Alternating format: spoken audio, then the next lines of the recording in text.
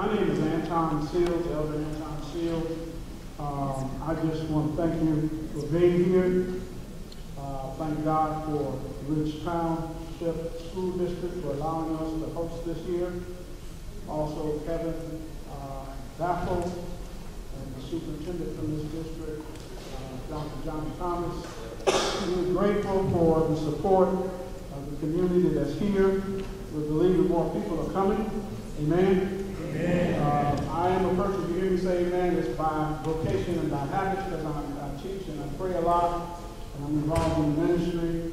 So no offense to anybody, and I don't think we have to be offensive about it. We're going to go ahead and get started. The moderator, his name is Cliff Kelly. They call him the governor from WVON, the Real Talk host program that comes on every weekday, 3 to 5. He's en route. So we're introducing and talking to the candidates right now and going over some of the guidelines. And I'm going to introduce the CNOM committee. We're going to introduce them to Brian. We'll call their names and they'll come out and be seated according to where their name flat cards are. So one of the things Mildred will have to do is come to the front so she can see the name cards and they call their names. I'll start from this end all the way over. Based on the program that we have laid out, I want to deviate for just a minute. We have family and families that have lost children, and loved ones to accidents, and car shootings. And the other day there was a tragedy. The Lewis family lost their son in the trip over to Ethiopia, I think it was. So just bow your heads and touch and agree that God will just comfort that family, comfort our community, watch over our community. Father, we thank you right now for grace and mercy is sufficient. We ask you in the name of Jesus, even as we pray for those that are talking in the back, let's lower your voices. God, we thank you for the love that will comfort their hearts. And we as a community lift their names up before you, the Lewis family, and on behalf of Antoine, who lost his life going to serve and going to find ways to be an entrepreneur, how to be a blessing. That's the best that we send, oh God, from Matteson. And let us not lose sight that even in this tragedy, that we can still see the great possibilities and potential that comes out of this village called Matteson and out of the south side of the suburbs. So, Father, we ask you, as we sit here tonight at this debate, with a lot of different issues, a lot of different questions, many parts with one body. Let us operate in the spirit of oneness and collectiveness. And as I've said always, we can agree to disagree, but no disrespect for anybody. If you come to be disrespectful and loud and disruptive, please go home, because that's not what this is about. This is about how do we organize ourselves to hold people accountable that are your leaders, that you pay them to operate and manage the budget and take care of this village as if it's your private company or estate. And so we're asking for a paradigm shift, asking you to begin to take more leadership in our community and hold people accountable. This is a nonpartisan. We don't support anybody. I'm the chairperson. I do want to introduce, my name is Anton Seals, for those who are coming in. I do want to introduce the rest of the committee to you. Sister Pat Neal, wave your hand. She's over advocacy. Sister Portia Hill sitting out here doing some video, working with our media. Brian McGraw, who's done an excellent job as well with research. Bert Phillips is not here. Gamble is not here. Brother Gamble, William and Denise Johnson are not here. And Dr. Millie Taylor is standing right here. And she's going to come up in just a moment. But first I wanted, Brian has gone over the introduction of the moderator and the candidate guidelines, but I'm asking him to come forth now before we introduce the candidates to come out. And Sister Dr. Taylor is going to do that. Would you all do me a favor? This steering committee at CNOM has been working together for almost 2 years. We're all volunteers. We don't ask nobody for much of anything, but to come out and do what you're doing right now. Would you all mind giving them a round of applause?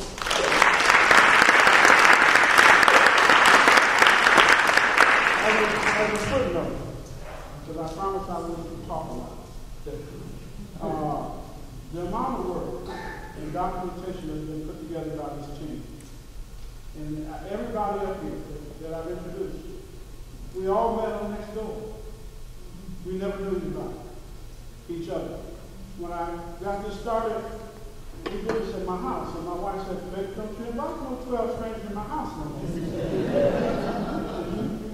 Sisters and women, mothers, grandmothers, aunties, you understand that me and we bring people in the house because we're comfortable with that. But I gave them back the committee comfortable. We don't invite all the strangers in. But you are welcome to our meeting. We need you. This demonstrates what this community has and can do with people who don't know each other. And just work together and respect each other and the skill sets that they bring. And I'm blessed to be a part of it. Amen? Amen. Thank you. Brian, would you come up and introduce, go over the steps here, and then turn it over to, it was Pat, we're going to turn it over to Sister Dr. Ted.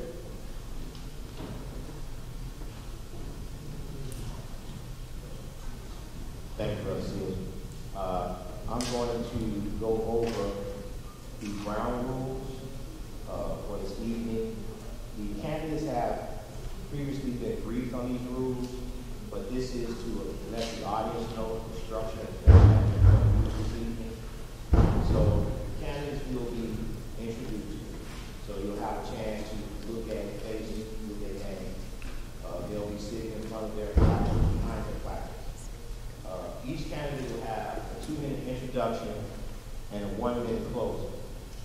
Each candidate will have 1 to 1.5 minutes to respond to each question. A timekeeper will notify each candidate when they have 15 seconds, but we have a 30-second notification mark. So they'll get a notification when you have 30 seconds left and when it's time to stop. Campaign literature, of course, has to be outside. There's none on the inside.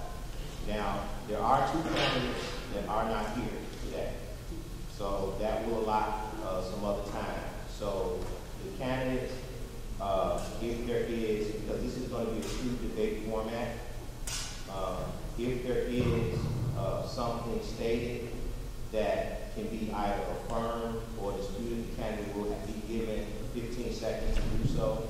If that does start to go for long, we'll continue on and we'll cut that. But we do want to have the candidates, since it's the last time we've seen before early voting, that the things you said that cannot be substantiated, we want that in residents and voters to know. With that, that will be our process.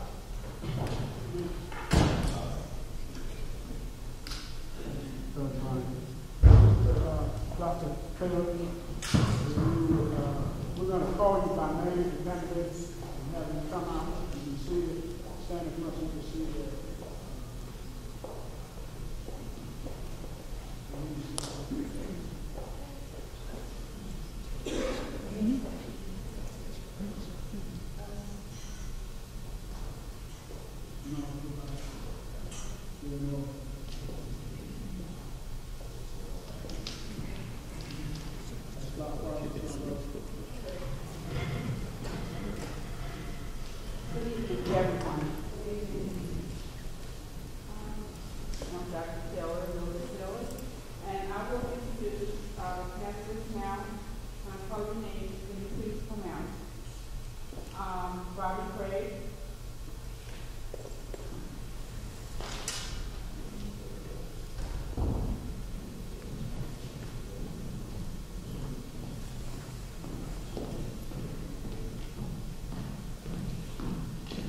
Juanita Harden, Victor Phillips,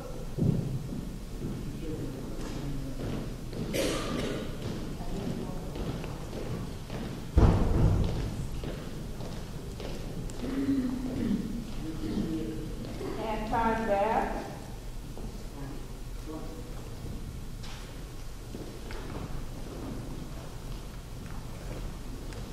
Andre Saxo, Paula Farr,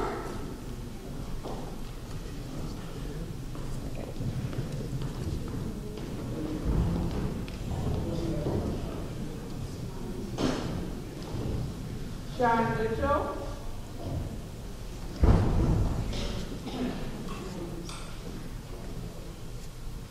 Ron McCullough.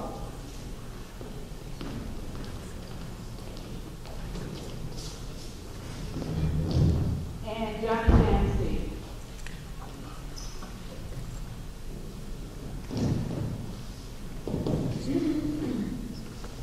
Let's give all our candidates.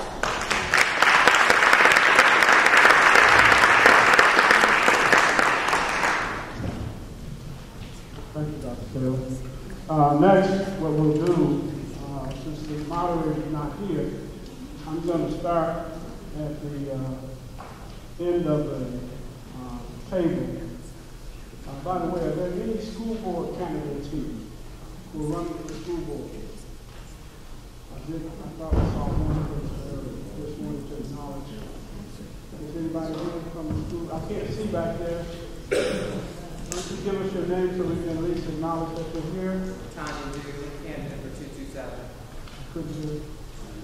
Tanya Dew, candidate for 227. Thank you. Appreciate it. Tanya Dew. Jameer Atkins, 227. Jameer Atkins, 227. Correct. Thank you. Anyone else? We just wanted to, and I'd appreciate if you come down so people can see your faces. Back there in the back. Come on, guys. You want to be seen too. Amen. I appreciate you. Come on down. Everybody tell me, come on down.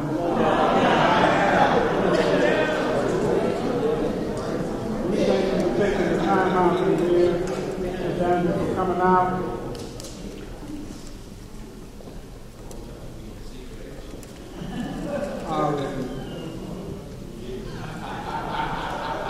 I can't see. We see the engineer. Can we turn those lights on in the back? Because I think it's sitting in the dark. I'm all in the back. I can't see you. If you all could move down closer, that would be helpful. Because I can't see you in the back. But thank you. We're going to go ahead and get started. And what I'm asking you to do at this point, we're going to start on the far left with Brother Dancy. And we'll alternate left to right so that each person will have, I believe, to introduce yourselves. I think we said 2 minutes. So I've got to ask Sister Jan and Sister Vicky, if you all want our timekeepers, and I'll give you the table back here is that we have cards that some of you have, and we're going to be collecting those cards. We put the table here so you would see the people. That's Brother Lee Smith. We worked together 30 years. I haven't seen him in 30 plus years. He came tonight. But I'm asking you all that have cards to collect them. He'll give them to us. We'll go through them and give them to the MC, the moderator. And then another portion of the program, you will have an opportunity to come up to the mic, a few of you, and I'm going to ask the moderator just to pick people out. So we're trying to make it as open as possible. All right? Is that good? Yeah. Thank you. If you all are here because you feel positivity, raise your hands. If you're here to hear words of encouragement and wisdom, stand up. Stand up. Some of you all come here to give, words have power. Some of you all come here to give input, and you don't leave without understanding. Everybody say, we have understanding. We have things that we want to talk about. Point to the people on the stage and say, we need you to answer our questions. Clap it up for the people on stage. You may be seated. This man is on radio from 3 until 6 p.m. at WVON 1690 AM. My name is Terry Bishop. I'm Marketing Promotions Director at the only black-owned radio station in Chicago, WVON Midway Broadcasting, owned by Melvin Fair Cooper. This is Women's Month. If you a strong woman, say, oh yes. Oh, yes. I said, if you a mother, say, oh yes. Oh, yes. If you are a wife, say, I'm here. I'm here. And if you a daughter, say, let's get it on. Ladies and gentlemen, his name is the Governor of Talk Radio. When you hear Reverend Al Sharpton claim him as the Governor of Talk Radio from 3 until 6 is a good thing. Ladies and gentlemen, I bring you Mr. Cliff Kelly.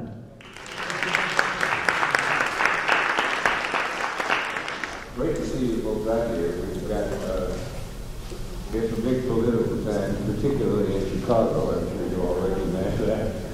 And we were hoping to get here a little earlier, but our studio has moved.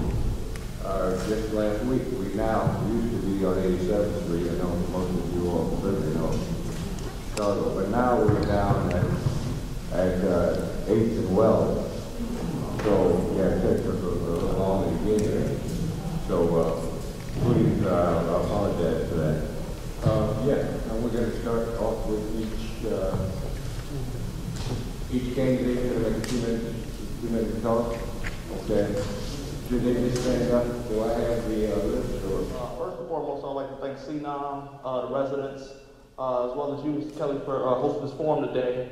A little bit about myself. First and foremost, welcome to my home. I'm a 2013 graduate of Ritz-South High School, so I appreciate you guys filling my auditorium up. This is pretty awesome. Me, who am I? I'm Johnny Dancy Jr. I'm a son to a loving and caring family. My mother, Bridget Dancy, served in the village of Matteson for 9 years. My father, Johnny Dancy Sr., serves the village of Matteson. I come from a family of service. Starting with my grandfather, Albert Hester, who founded the Chicago Juvenile Advisory Committee in the Inglewood community and also served as a World War II veteran. Why am I running for trustee? I'm running for trustee because just like this auditorium and Ritz-South High School is my home, the village of Matteson is my home. I grew up in Matteson. I go back and say, hey, I'm a Woodgate Wildcat. I'm a Colin Powell Eagle. I'm a Ritz-South Star. And even collegiately, I was a local guy and became a Governor State Jaguar. And when it comes to your home, you think about what your home represents. And for me, home represents security, it represents consistency, and it represents safe haven. As a village trustee, I'll be committed to not just serving as a politician, but as a community servant. I would love to lead with the same selflessness, integrity, ethics, and morals that I was raised with. In order to do this, however, we must be committed to be a team player, and that's what I am. And then more importantly, I believe it's imperative to allow the disciplines of both past and current generations to meet, so to speak. I said meet. This is what meet means to me. M. We should maximize the Matteson Community Center recreational facilities. E. We should establish a strong relationship with our local school boards. E. Have economic development, creativity, and approach in establishments. And T. Technology usage and implementations to improve our residential life. I'm Johnny Dancy. I'm running for the 2-year term. Unlike any of these candidates here with me, I hope I have your support. Punch 9. Thank you.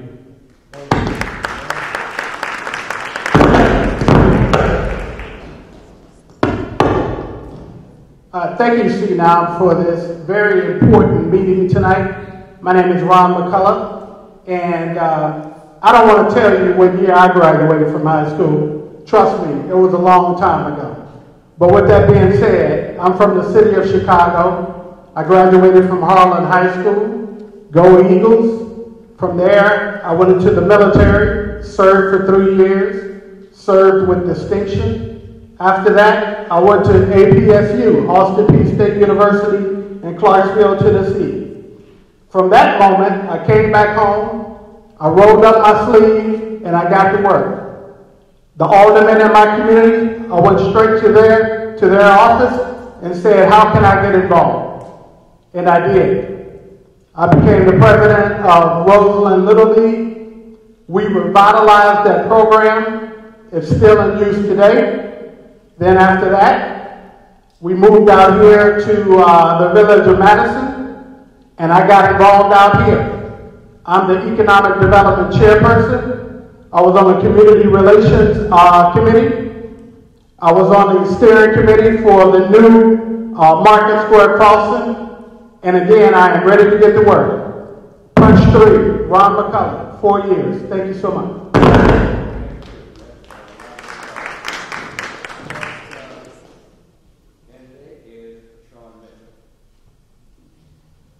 Good evening, citizens of CNOM. Kudos to you guys for putting this together tonight and being able to stand here being moderated by the governor. That is excellent. Excellent. I am Sean Mitchell, resident of Matteson for 25 years, business owner in this community for 23 years. That's what I do, but who I am. I'm a man of faith. I'm a husband. I'm 26 years. If I had time, I would take a moment to pause for that, but I'll keep going on because that's consistency and persistence is what I represent. I'm the father of 4 sons who are all graduates of 162 and 227 at Rich Central High School. 2 college graduates, 1 currently in school and 1 at OW who's middle school. When I came to the village of Matteson, I liked Matteson. Now, after being here 25 years, I love this village. And I chose to fight because how I actually got into all of this, the political structure, and any authority that is not governed by God is politics.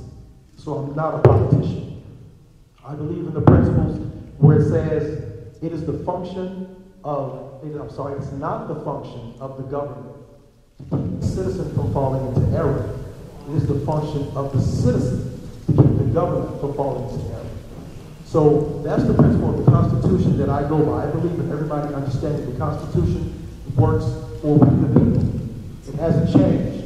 We have turned our back on the Constitution because often we fall for the tricks and the games that are played out here in our government. So we, the people, have to make sure we stand up and don't allow everything that's put on our table to remain there. We have to fight. This is going to be a fight that we're going to obtain together, but we're going to be able to continue on and do what needs to be done. Sean Mitchell, punch 6, Mitch1foryou.com is my website.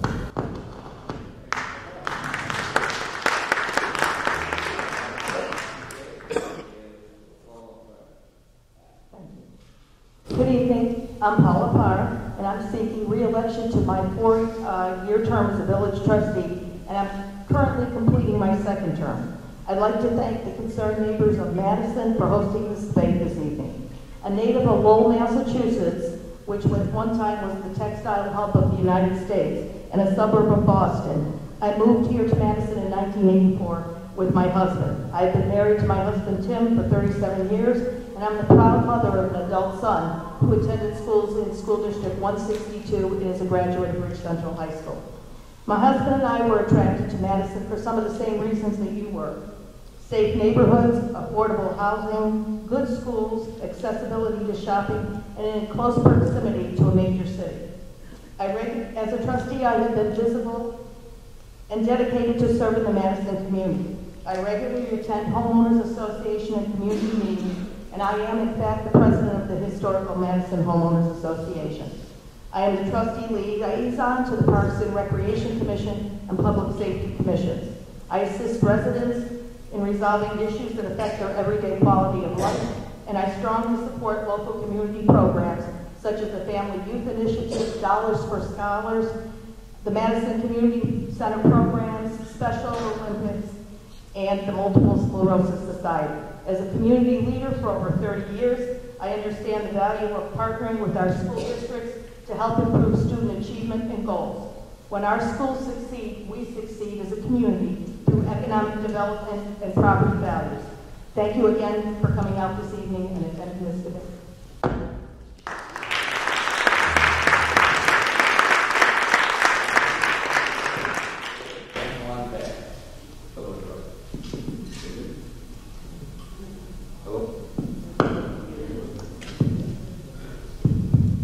Hello? Hello, everybody. My name is Antoine Bass. I love serving my community. That's why I've served on the school board for 4 years. I love the residents of this village. So for me, you have to give back to your talent. My talent is I have a marketing degree. I've been appraising in this community and all the northern Illinois for the last 20 years. I've been involved in real estate for 20 years. So I know what's going on in surrounding neighborhoods and areas about what they're doing from an economic standpoint to bring it back here. So I'm committed to this community. I love being involved in this community, and that's why I'm running, and I hope you vote for me so I can continue supporting our community.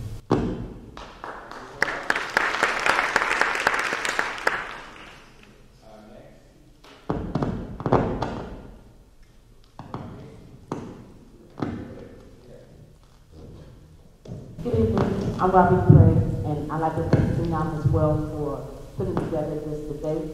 I'm happy to be here. My name is Robbie Craig, and I'm a 32-year resident of Matteson. Me and my husband of 44 years have raised our 2 children in this community, and they both graduated from Bridge Central High School.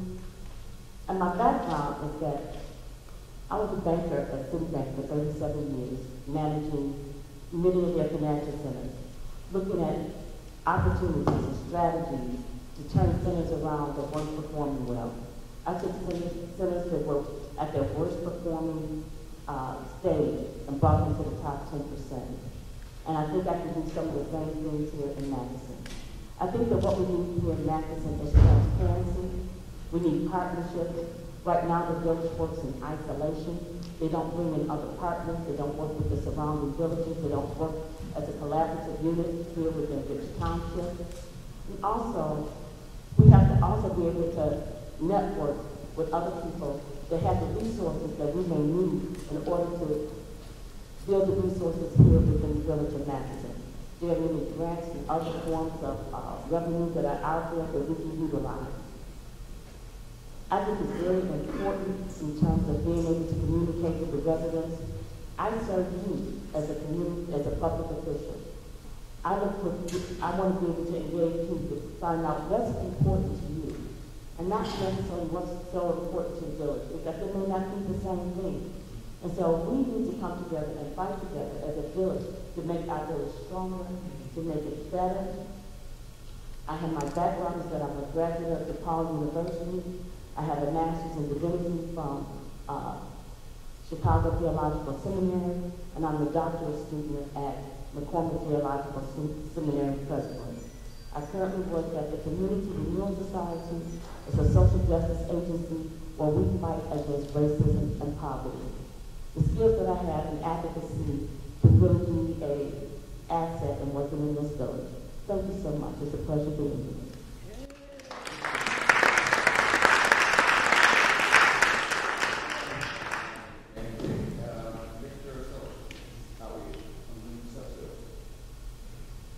Good evening, neighbors. I want to thank CNOM for this event, and I want to thank you, Mr. President, for being my witness tonight. For starters, my name is Victor Phillips. I'm married to my beautiful wife, Jennifer, who's somewhere out there in the audience with you guys.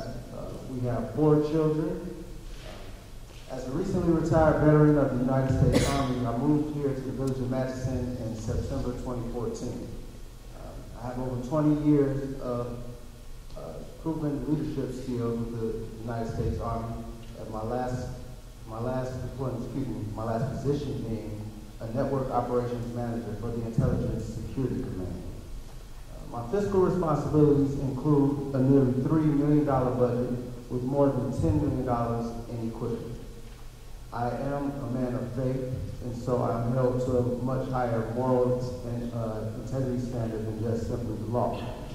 I'm a deacon, have been a deacon since forever, it seems like. My grandfather is an old school Baptist, was an old school Baptist pastor, and my father is currently the pastor of Free Salvation Church, of which I'm a deacon at, as well as the co-chairman for the Board of Trustees for the church. I've also served as a board member and program manager for a nonprofit organization serving the South Shore community, as well as I'm also a consultant now for that same organization. I am a lifetime member and contributor to the Disabled American Veterans Organization, and as a result of going to Operations Iraqi Freedom and serving in Operations Enduring Freedom, I'm also a member of the Benjamin O. Davis VFW Post 311. I stand ready today to serve with moral and professional integrity and proven leadership. I ask that you just trust in me along the way. Vote Victor A. Phillips, punch 2. Thank you. Thank you so much. I have friends in this wonderful village, but I think you all know that I can't vote here. So the next thing I'm going to say, don't think that makes a difference in any of these candidates. But I couldn't help but say this. On Saturday, on WVON from 4 to 5, I have a show called America's Heroes Group. It's about veterans. I'm a Vietnam veteran, and we've got so many veterans that have problems, and I'm just so happy to hear the comments made relative to the military. I just have to say that, okay? Thank you all. Appreciate that. Give them a round of applause. We're going to talk about a number of things, obviously. And over the past 23 years, Matteson has collected $30 million in TIF funds, money, tax increments financing, so you all know that, and another $16.5 million in special economic development taxes in the past 10 years. That is a total of $46.5 million of your tax dollars. FOIA and the village annual budget reports document 80% of these dollars were used in general funds for professional services, salaries, and bonds for Matteson Community Center.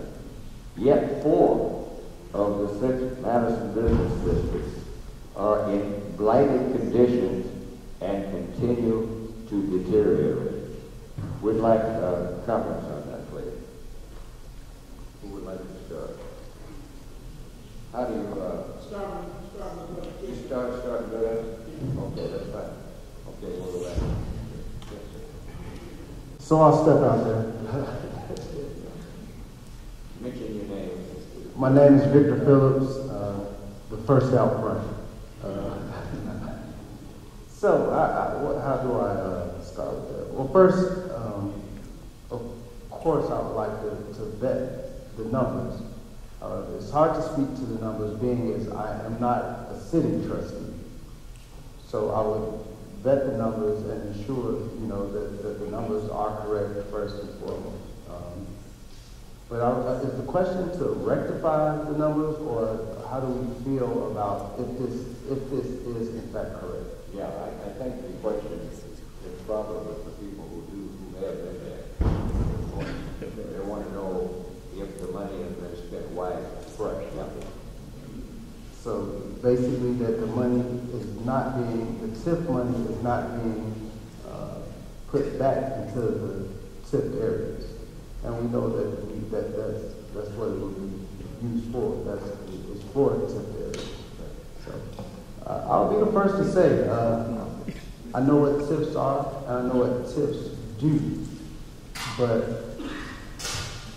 without having knowledge of everything, of the circumstances regarding the situation, I can't expound upon it. I can't. I feel like I would be misleading the group tonight, speaking on something without having all matters and all things in front of me. I do apologize for that.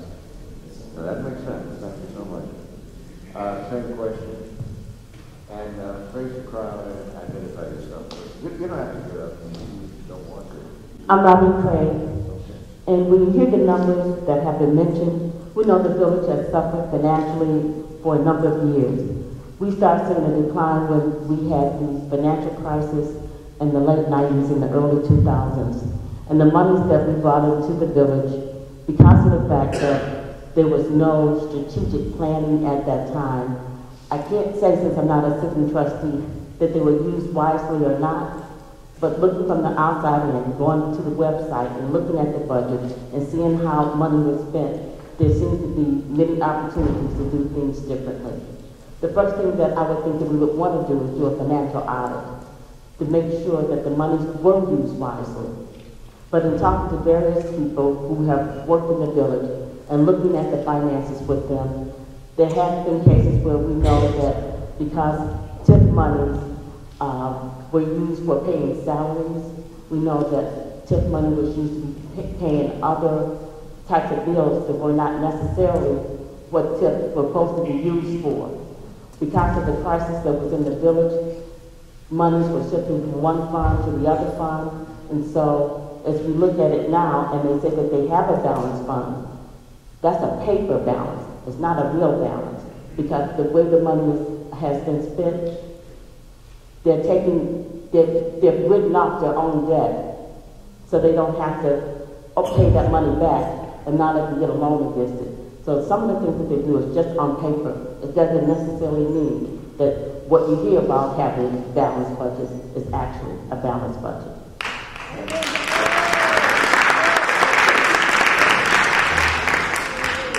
The first thing I would kind of look at is when I first got on the school board, we did a forensic audit to figure out what happened in the past. So that's the first and foremost thing I would say. Maybe not a full forensic, but at least one, particularly dealing with the tip funds in the past. So we know factually what it is, because sometimes we go in and start guessing. That's the first and foremost I would do. Two, I would be encouraging for the whole board to talk about what is our vision and what are we trying to accomplish to make sure that those funds are actually being aligned properly for our economic vision. Those are a couple of things that I would do. But we have to kind of go back in time before we go do anything to find out, to really look what happened to the first project with the mall, what really happened with the rec center.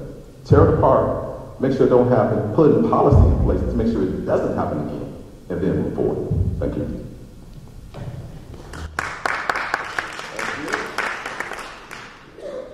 Since I'm the only sitting trustee that was brave enough to come out tonight, thank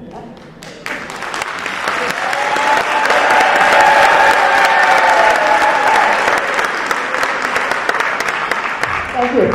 I saw some faces when we mentioned the word TIF. It stands for Tax Increment Financing. Okay. And let me tell you what we have done with it. And somehow I knew this question was going to come up.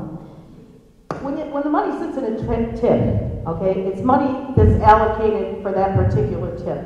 So we can use it for projects within that TIF, such as, let's see, I have a list of the ones we can, infrastructure, community improvement projects, and in particular, I'll name one that I'm familiar with, was the Brookmere subdivision. When I first got on the board, we used money for the bridge that connects that from where the village hall is over to Brookmere, because I don't know if everybody remembered or not, there was only one entrance that came in off of Bulmer Road, and the state was going to close it, and they had absolutely no way to get out of their subdivision. So that's one of the examples of what we use the TIF for. That money can only be used within that TIF, and it must, one of the requirements is that it must be in a blighted area. So I hope that kind of answers the question as to some of the things that we can do with TIFs and what those TIFs are for.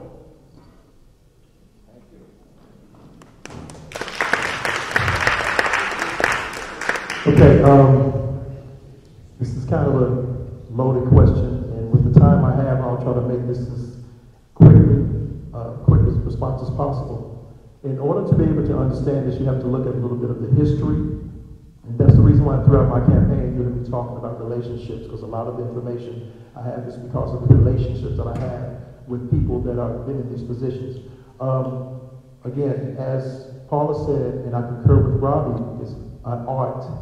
First thing, right off the bat, we have to be audited so that we can be able to confirm everything that I'm about to mention to you right now. A lot of this began, not just with the mall, but it started with the community center, the new community center. When it was built, we had a little money left over after that, okay? But that money is gone. TIF money, which is tax increment financing, is supposed to be allocated for economic development, infrastructure, education, parks and rec, whatever deemed allocated most necessary for the village is what it is we're supposed to do. So we have to audit, and we have to make sure that we have people in place for transparency. As we go along, I will let you know more about that transparency.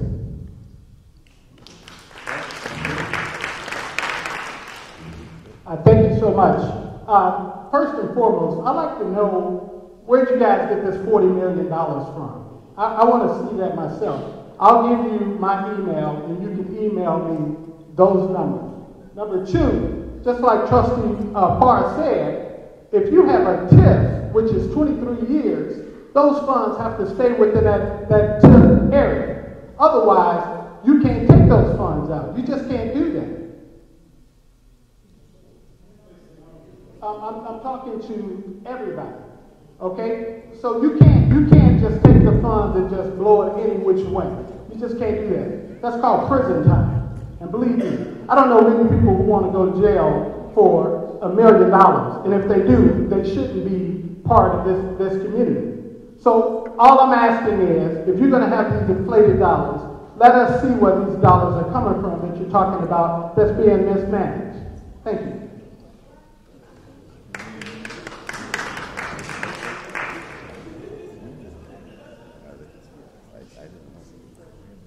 This would have been an awesome question for the trustee who chairs Administration and Finance to answer, but I don't think she's here at the moment. When you speak about tips, you're right, I'm not a sitting trustee currently. I'm running for trustee.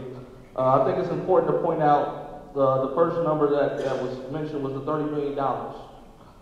I know from research myself that we're prepared to give $8 million to Pete's that should be here last spring, right? But opposed to giving $8 million to Pete's, why not invest these tips in our own community, in small businesses, so we create a small business hub? That's $8 million. That's $8 million. If you cut that in half, you have 16 small businesses funded at a $500,000 rate.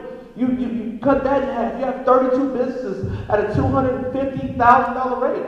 We could use that business in the village. We need that business in the village. And more importantly, I'm sorry, I'm on a time clock, guys. If we invest in our community, we don't have to ask questions on whether the money was spent wisely. We would see it.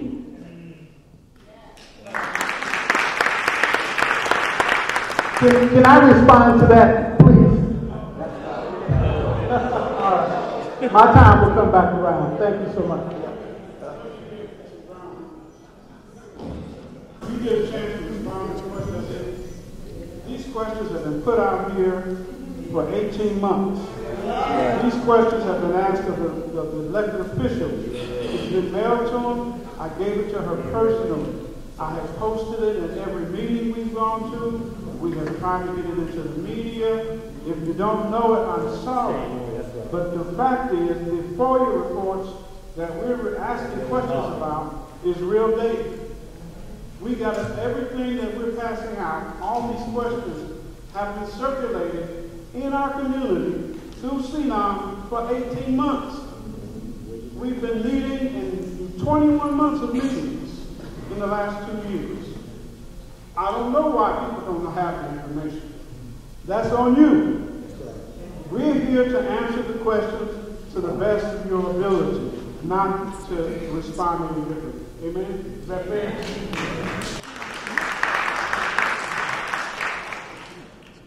All right.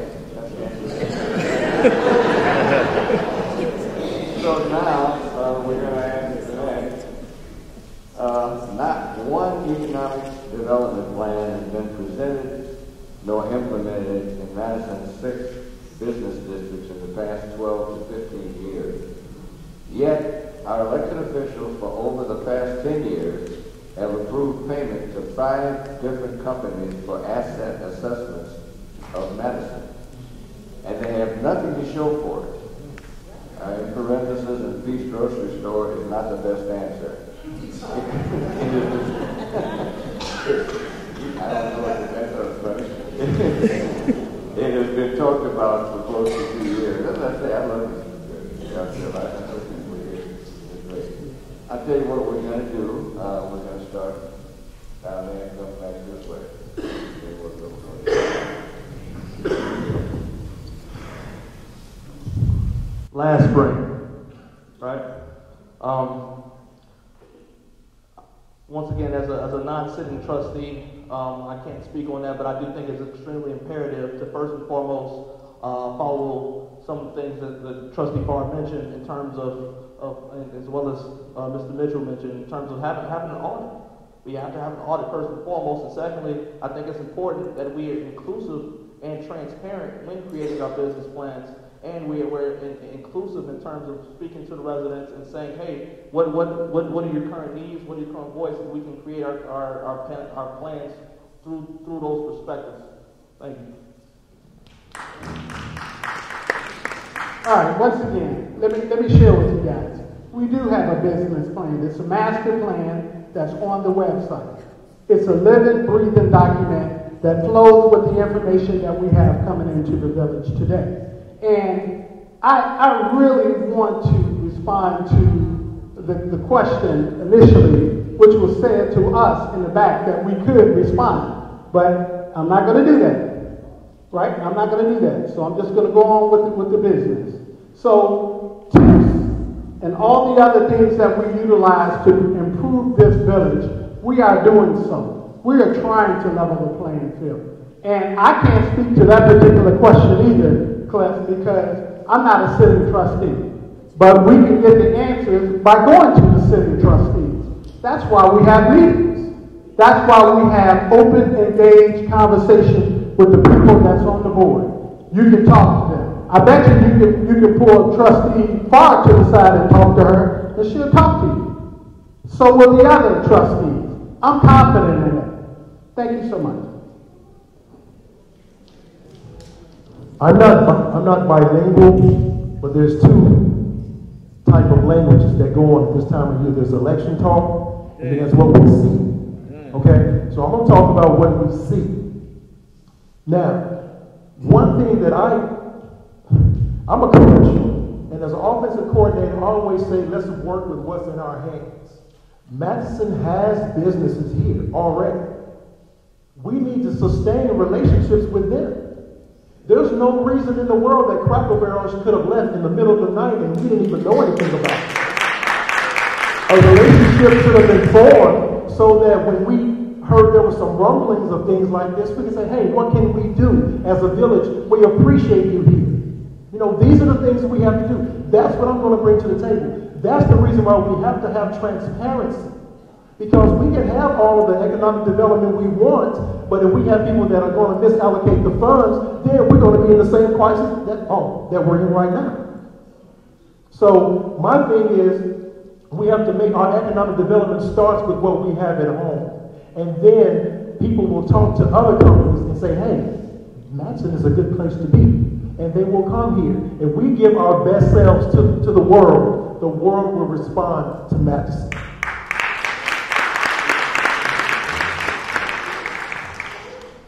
Wow, this is the hot seat tonight. First of all, if anybody is referring to a master plan in the village of Matteson, there was a master plan, the last one that I remember was on 8/28 of 14. Okay, so that was 6 years ago. If we're talking about the current master plan for the Lincoln Mall, it's just a footprint.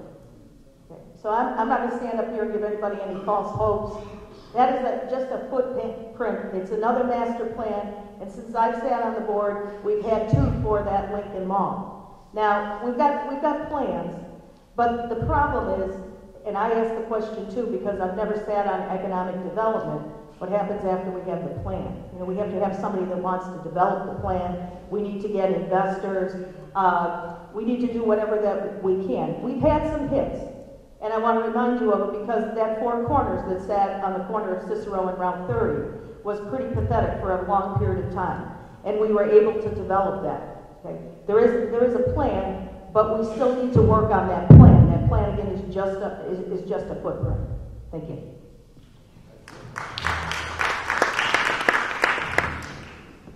You have concepts and then you have plans.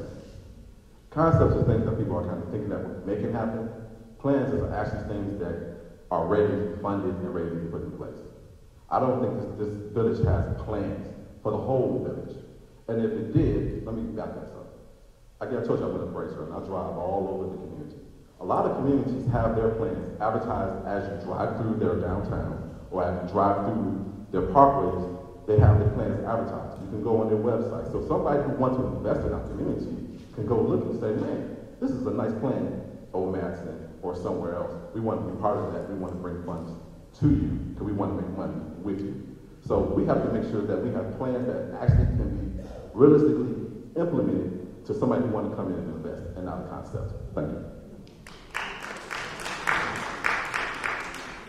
You know, I attend all the village meetings as much as possible, and I also go to the economic development meetings. And the village always talks about transparency. But sitting at an economic development meeting just late last year, one of the residents asked about the master plan. And we saw an exchange between two trustees that said, do you know about the plan? Did she tell you about the plan? Yeah, the plan is coming. Well, would you tell me when you get the plan? And so when the village trustees don't even know that there's a plan, or that a plan was developed, I think that says a lot. Yes, there is something on the website called the master plan, but it's been the same thing that's been out there for the last 10 years. You can have a plan, but unless it's executed, it's just a piece of paper just sitting there. And that's what we have right now today. We don't have any transparency. We don't have any strategy. Because even though you have the plan, you still have to have a strategy to execute it. And we have no strategy in terms of how we're going to execute. We have no relationships with people who can help us. And again, because we work in isolation, we cannot partner with another village or surrounding communities who are being successful, that we can all come together and be better together. Thank you.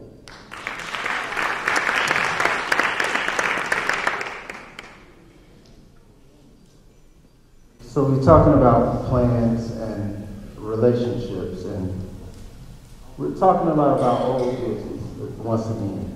And I can't speak to old business. What I can say is I have attended a meeting, village meeting, trustee board meeting. And at the time, as a matter of fact, I believe it was a town hall. And at the time, we were in crisis. Carson decided to up and leave on us. And at that time, it was spoke about how we built the relationship with Carson's and why that was a big blow to us, because we reached out to Carson's and how much money we put into keeping Carson's here and how much we put their signs on the streets to tell people how to get to Carson's and where Carson was. And then it took a new initiative to help out JCPenney immediately following that. Again, that's the experience that I have just from going to the meeting. But we're going to continue to bring up negative things about things that happened in the past that I feel is a little bit unfair to the entire panel, because none of us are sitting trustees, and we only have one trustee that can speak to this, and I think that is a hot seat for Paul. But so that's the one thing with the relationship. As far as the plan, my plan is to improve on economic development. It's to have diversities of businesses that will serve people here and abroad, and businesses that can take from here, such as distribution centers, from here to people abroad. And we do that through the people that we have in our economic development commissions, not the volunteers who do the commissions, but the people whose job it is, who get salaries to go out and make these relationships. The board members hire these people. It's the people's job who actually earn salaries to actually do this work.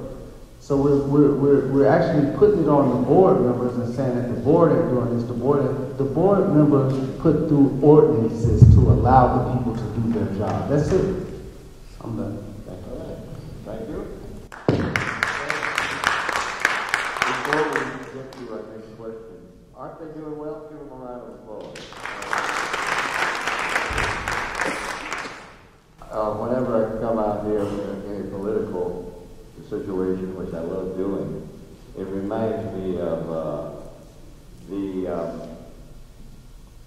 our committeeman, Tim Bradford, Tim asked me to MC a gubernatorial forum back in 2017 at the Holiday Inn in Matteson. And it was, all the candidates were there. Everybody was there. But T.O. Harding. T.O. came over to me, Pritzker was there, everybody was there. But T.O. came over to me and said, Cliff, I'm not on stage. I said, yeah, well, evidently, you didn't do whatever the committeeman told you to do. And he said, yeah, but I've seen you for all kinds of things. You can get me on the stage. I said, wait a minute, well, they don't call him the Godfather for nothing. I said, all I am here is the house, what.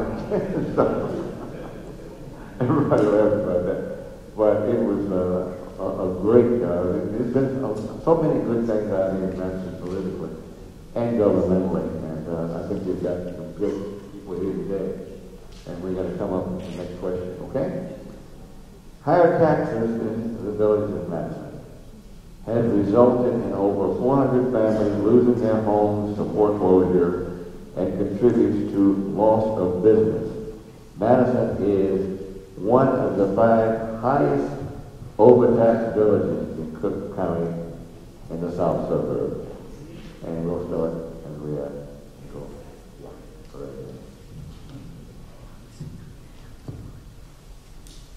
Okay, as a new homeowner, we've got the tax bill.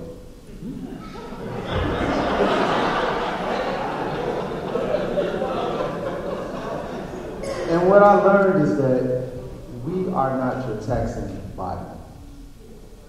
The Board of Trustees are not the taxing body. I'm sorry to say it, and I don't want to point the finger, but nearly 80% of your property taxes is the school board. And I'm not going to just, I'm not ever in my life been that person to put it on them, but that's the responsibility they're currently out there advocating for. That's the responsibility that they're knocking on your doors asking for. Allow me to do my job. So I'm sorry, the property taxes is just, we're not your taxing body. You can, 9% or less, I mean, we could talk about that, but that's not what you're concerned about.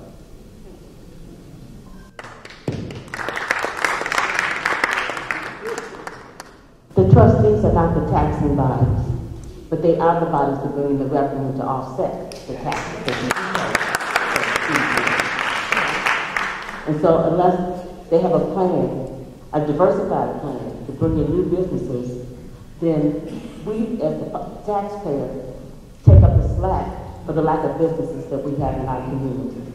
And so we have to look at alternatives in terms of how we drive revenue into our community, besides red light cameras, besides slot machines and different businesses. We need to diversify.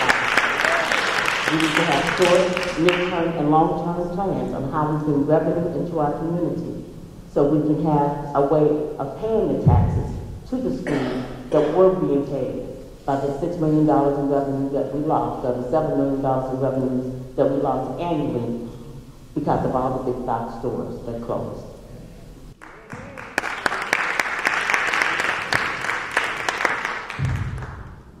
We are, well, I'm not on the board yet, but they are a taxing body. They all are taxing bodies. The thing is, and I'm going to go along with what Craig said, it's very important what we do as far as bringing businesses to offset the property taxes for use. But I'm going to go back a little bit because it's not on schools. Let's not point it at the schools and the school boards. I was on the school board. It is about 65 to 70%.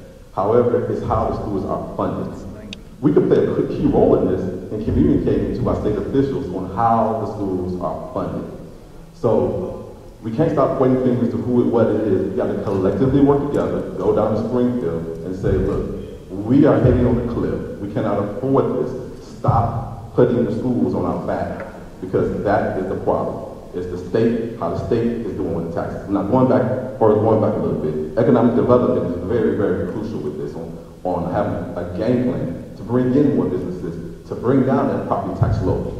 So we are responsible for that. The red light cameras, that I'm not really a fan of, is a deterrent to help us bring in more businesses, because I said beforehand, we got 4 red light cameras going all the way down Lincoln Highway. I want y'all to do a little test for me. I want you to go down the hall. Keep going all the way till they get to I-80 and count how many red light cameras you have.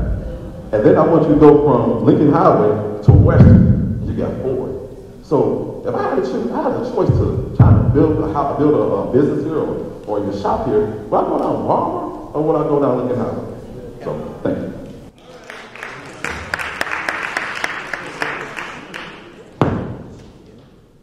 I want to kind of clear up some myths about the high tax rate that we have in the village of Matteson. For those of you that may know me from Ridge Township, I touch your taxes every day. So I'm pretty versed on, who's paying what. The village of Matteson, actually, our tax rate in the village of Matteson overall is one of the lower out here in Ridge Township. The only one that I believe, and I wish I had my math with me because I know some of them by heart, is there's an unincorporated area of Homewood that's a little less than us.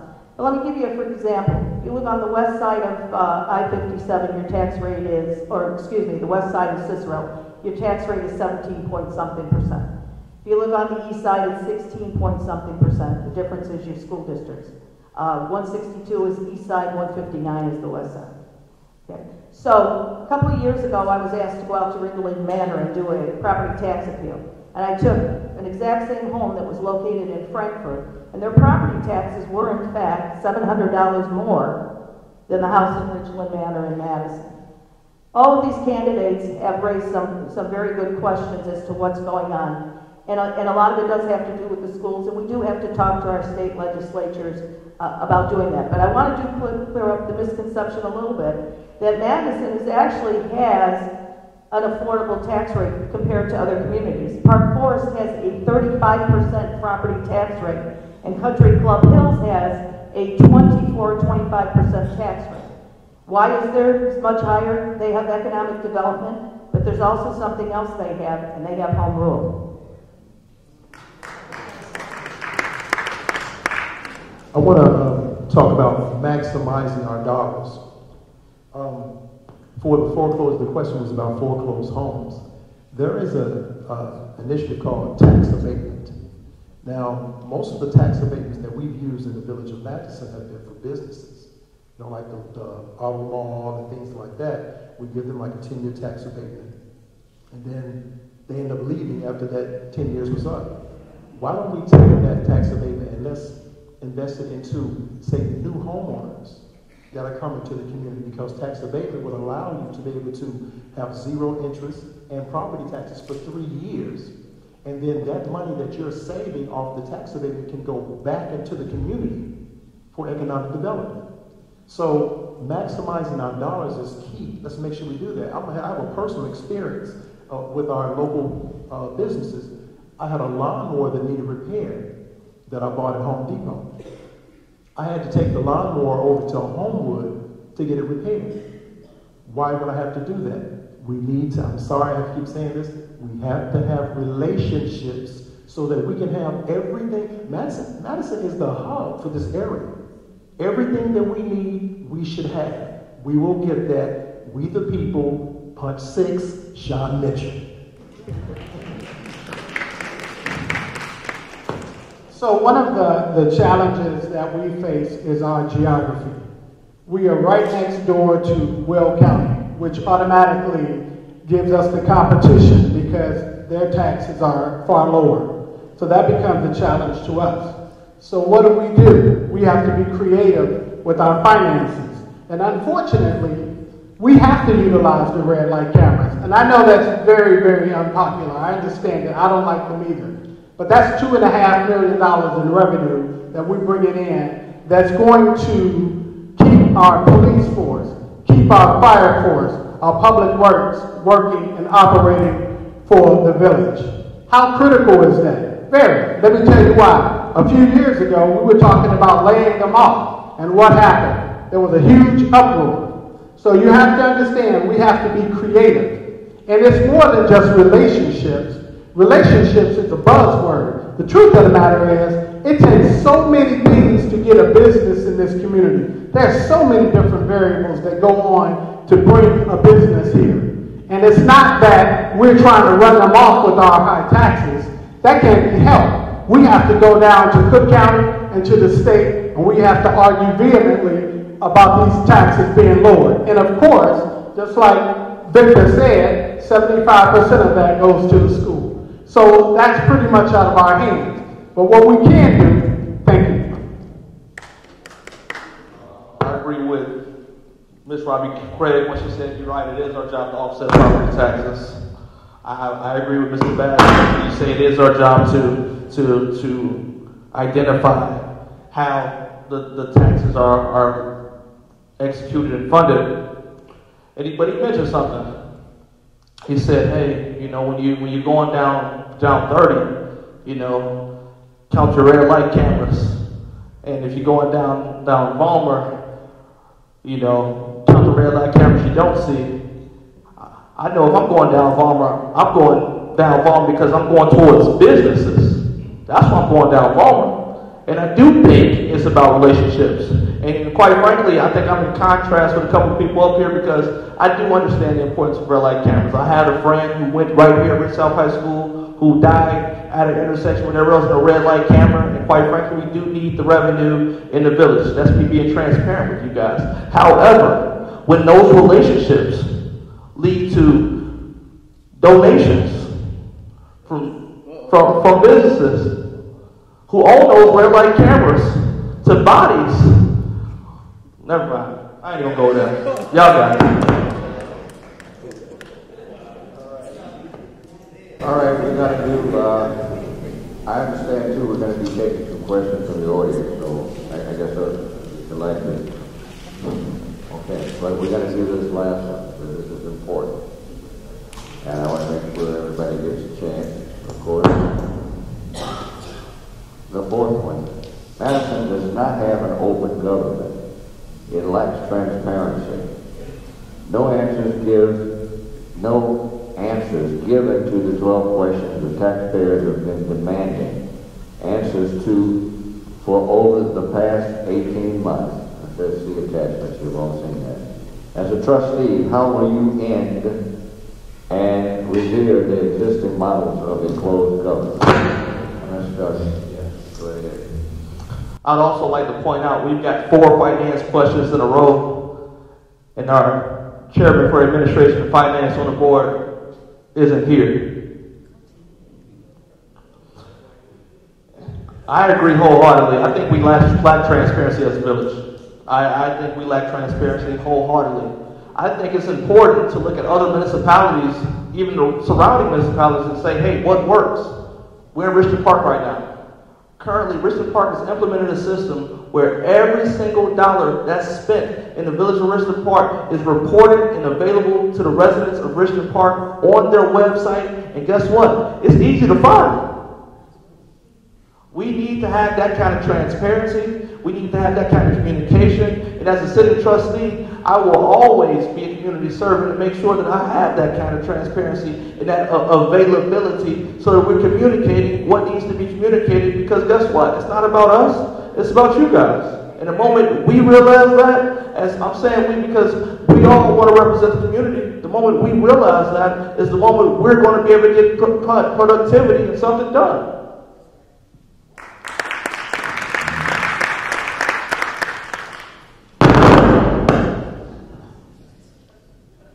So another buzzword is transparency. What does that absolutely mean? It can mean something very different to you. We are transparent. And let me tell you how. Every month, every committee has an open meeting. All you have to do is go. Get up and go. You can talk to everybody, from the commissioners to the trustees to the president herself. We're transparent on our website. We're transparent in how we communicate. And there's really nothing to hide, because we're not trying to hide anything. Why would we do that? If you want to be an elected official, you can't be an elected official again if you're hiding things. That doesn't make any sense to me. So all I'm asking you good people to do is come to the meeting, see for yourself, talk to the elected officials. After all, you guys voted them in. And that's really where it comes down to. I know on the chair, I'm always engaged. I'm always asking questions. I'm always trying to find an answer. And again, I'm not the smartest guy in the room, and because of that, I find someone who is, and I'll get the answer. That is what a leader does. They have to say the tough things all the time, whether they're popular or not. And I can understand you guys believe that we're not transparent, but we are. Thank you.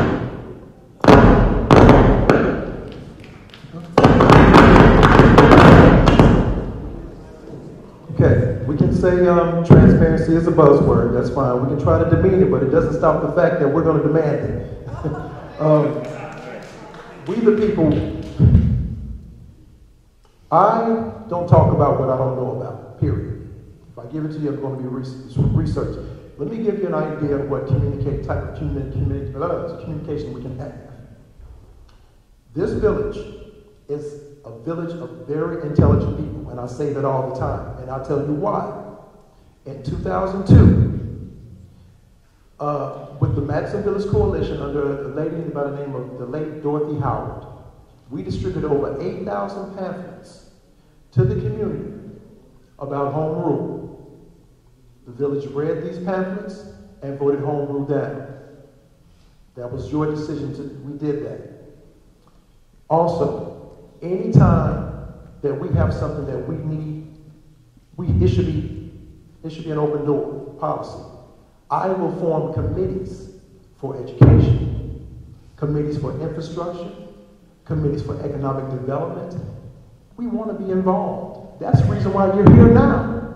Most of these elections don't have this many people that are coming out trying to get involved. Committees will make sure you're involved and will hold people accountable. That's what I do. I founded CCFC, which concerns Citizens for Children. Let the people know what was going on. The people got out and voted, changed that whole board around. We can do it. We just have to stick together, unified, and don't fall for the okie doke, as the kids would say. Thank you. As a sitting trustee, I might hold the record for the number of homeowners association meetings that I've attended since I was elected to the board in 2011. And certainly, going forward, any of these candidates, I would love to be your mentor on how you do that, you engage in your community. I don't ask you to come and see me at the village hall. I come out and I see you, because that's what I should do. I should be coming to you, not telling you to come and see me. And in honesty, there are a whole lot of meetings that get canceled at the Village of Matteson. For instance, our Admin and Finance Committee meeting, we should be having one every month. And we went 3 or 4 times before we had a meeting. So we need to be better about, number one, having the meetings and being there for the community to come out to, because there's nothing worse than coming out to a meeting and nobody shows up. It's a waste of your time, and you don't want to come back. So we are transparent, at least individually. Collectively as a group, not so much, okay? But individually, we are. I will continue as a trustee to reach out to you, because that's my job as a trustee, to make sure that I engage with you, not vice versa. I've always had an open book. I constantly answer phone calls and emails, but it can't be done by just one person. It needs to be done by all of us. And I'm not saying I'm the only one that does it. But everybody that sits on this board, that's part of their responsibility to do that. Thank you. I have a little experience in transparency. When I first got on the school board, we had an issue with financial transparency. The community was like, well, we don't know what you're spending money on. And I went in and found a whole bunch of things that people, their business existed, like 100 credit cards people were using at will. So not just me, but other people on the board, we voted to make all the bills online and anybody can go see it. So I got a little experience in that. So I'm gonna explain what transparency should look like. Most of the work that's done is done in the workshops. That should be taped for the community, and not wait until you get to the board meeting wondering like what happened. No one knows. So we should tape every workshop. All of the committees should have their what's called a post-it, their agenda posted, and they should have the minutes posted after that. The last part of this is everybody who's doing business with the village, every contract, everything should be posted on the website. That is transparency. So everybody want to know what transparency is? That is what transparency looks like. Thank you.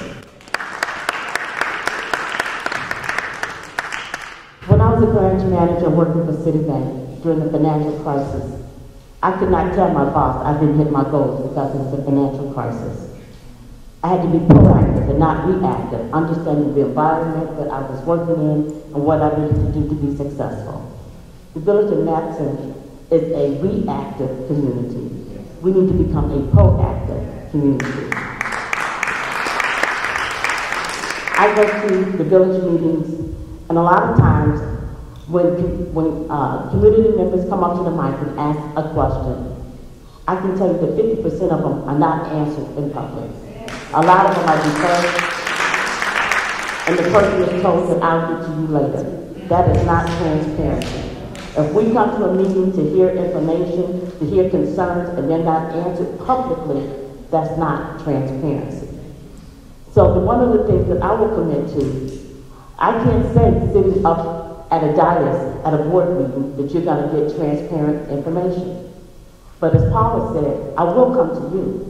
Not every community has the homeowners association, and so it's not just based on going to homeowners meetings. It's meeting where you are, whether or not it's at a CNOM meeting, at a homeowners meeting, at a community function, that we can engage in one-on-one conversation.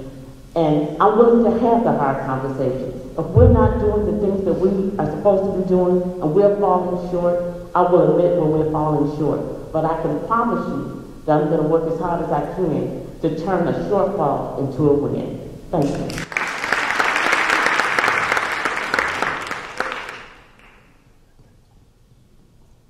So when I began to want to learn more about the ins and outs and how Matteson was doing, I actually sought out our village administrator, who was very open, gave me his phone number, and we had dialogue back and forth. But as far as transparency and who it is, I think I've shown to many people, probably even in this room, through social media, through outreach, and just by getting to a person, whether it be through a private message or this, that, and another. If you have an issue, if you made me aware of it, I'm not even a trustee yet, but I have, reached out to people who's asked this, who's asked that, or even when there was something of a negative undertone, to ensure that we don't continue in that manner. So as far as transparency, you may not know me now. I'm asking you to look at it, get to know me. I'm about as transparent as they come. I'm about as open as they come, and if you ask me a question, if I don't have the answer, I'll get you the answer. That's the nature of my being. Victor A. Phillips, punch 2. Thank you. All right, thank you. We have some questions now from the audience that I'm going to read. And let's think how you feel about it. I've done it as a moderator and as a candidate, but somebody who is very important. It's the timekeeper. You're doing a good job. Thank you, sir. All right. Here's the first from the audience. The citizens of Matteson have concerns about the red light camera. What are your thoughts generating money outside of the camera? Let's start here at one time. Yeah, red light camera. Problem. Start over. We've been beating up the issue this forum, the forum before, the forum before, and the forum before. Generating revenue to subsidize for what we do bring in for the red light cameras is one of two things. There may be some more if we really just sat down and constructively thought about it. But it's either economic development and or a rise in property taxes, and we don't want that. So we look at the fact that it's about $2 million or a little more than $2 million of revenue brought in from those red light cameras that affect only about 12% of Matteson residents. And again, I said it in one forum, it's just a matter of if you know better, you do better. And I'm not shaming the people. What I'm saying is when we let people know that, hey, these are the red light cameras, since I've learned about them, since I paid my $1,000+ those things cost a lot. They hunking behind me. I'm not moving anymore. I'm waiting till the light turns green and I'm making my turn. It just is what it is. but I will not be a part of the 12% no more. And that's just the mind state that you have to take on. It's either that or raise property taxes, or we really got to hunker down and do what we need to do with economic development.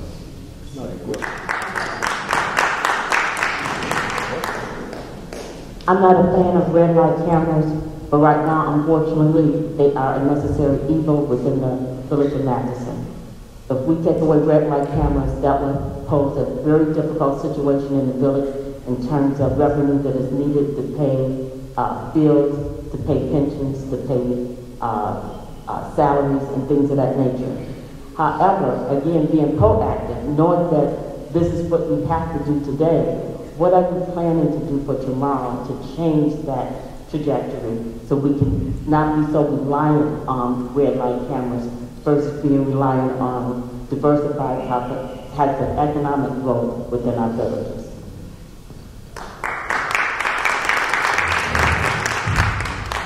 I'm not an opponent of the red light cameras because I'm not an opponent of penalizing our community or anybody.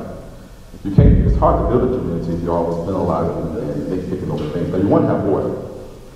I don't buy into the part of safety because we have some houses in the city, and if you in the city, they got cameras. That's not red light cameras, that's monitoring what you're doing for free. So if it's for safety, we need to get cameras there for safety and don't lie and say it's for safety, it's really for profit. That's one.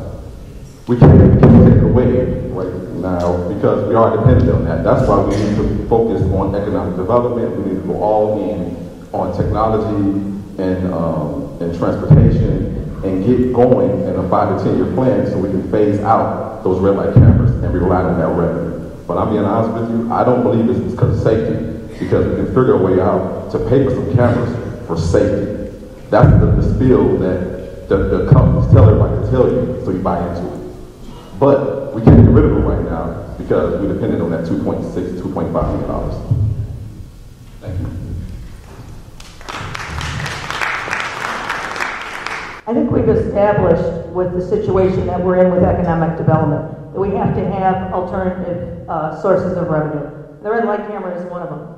But there's another one out there that we don't take full advantage of, and that is the code enforcement.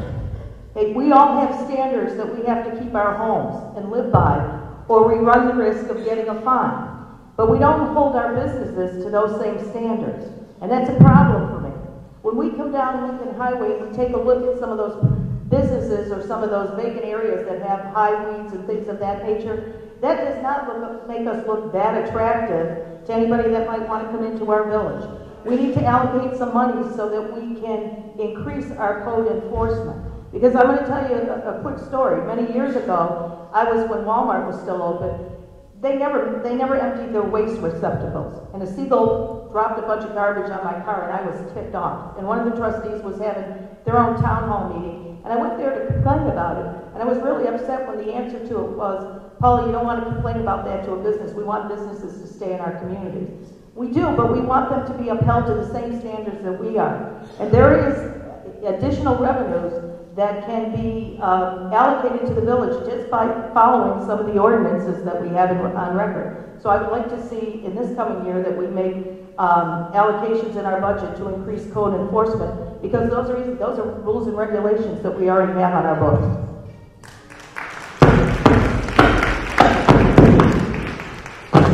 Mrs. Craig, Mr. Bass, Mrs. Farr have all hit on some very good points that I concur. Red light cameras, I've voiced my opinion before. I'm definitely not an advocate of them at all.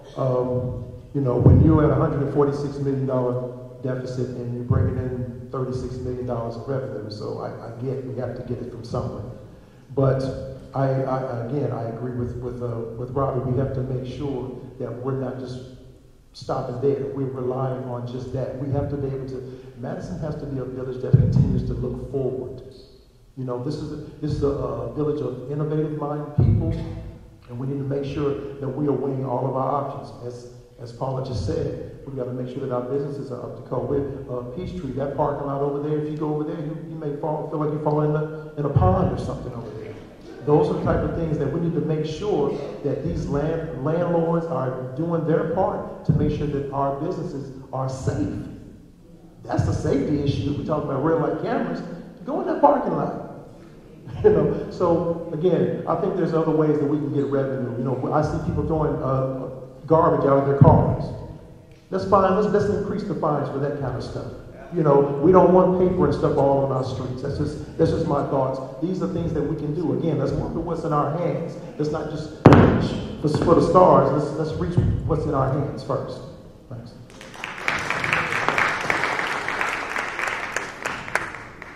So the good thing about being on the Economic Development Committee is that I see firsthand what's going on, what type of projects we have. We have well over 21 projects on the books right now that we're working on, including Pete's. And yes, Pete's is coming. You want to know how? Just simply go to Pete's website and you'll see it for yourself where Mr. Pete himself is talking about this wonderful village. He's also on Iowa Matteson, talking about how he's going to help improve this community. Now, as far as the red light cameras, they're ubiquitous. They're everywhere. You can't get away from them. Even if you left our village, you're going to find them in Chicago, Richmond Park, Olympia Fields. They're everywhere. They're revenue-producing items. They're absolutely needed because they need the revenue. And we're no different. We are no different. But the good thing is, we have a project that's coming in a couple of years. We've raised the mall. And with that, Market Square Crossing, we're gonna put some mixed-use development there. We're gonna bring in a sporting complex. We're gonna have a senior center. We're gonna have a band shell. Plus, we're talking to trucking companies. In fact, we've already broken ground for the trucking company that's gonna be here in a few years. So we're doing what's right. And incidentally, Sam's Club has brought in more revenue being a distribution center than all of us combined because we're capturing the sales taxes in a 200-mile radius. Thank you.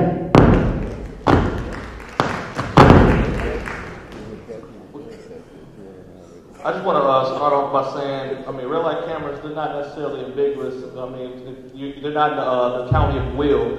I want to start off by that. But the question was, how do you generate revenue outside of red light cameras?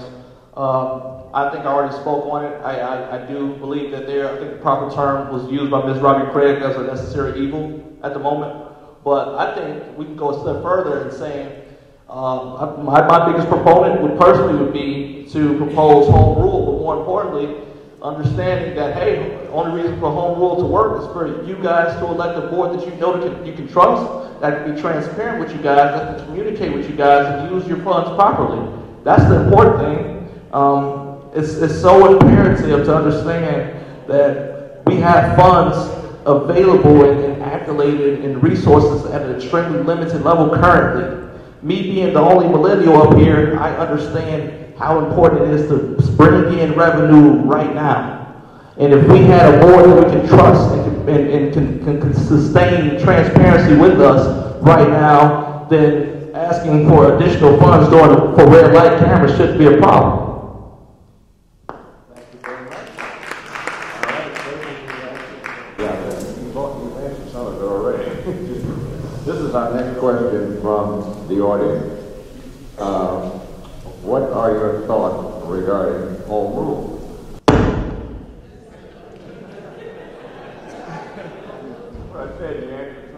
Once again, home rule is a good concept, but it's a dangerous concept if you do not have the people in place that you know you can trust.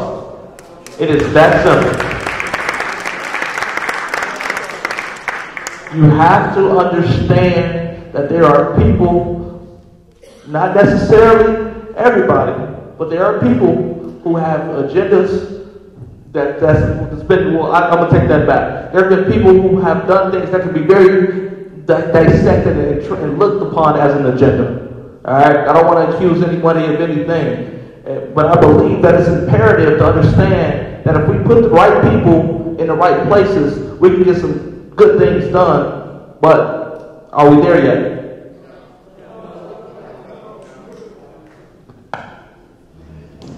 I think I'm the most unpopular guy here, but I'm okay with that.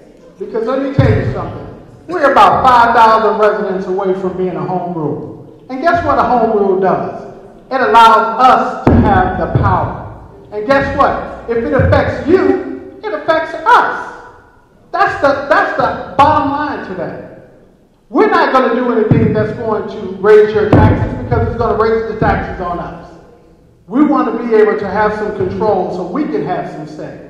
So we can control this village, not down in Springfield, because Springfield doesn't care about us. Because if they did, they would have lowered our property taxes by now. They would have been pushing to bring more economic development in our community by now.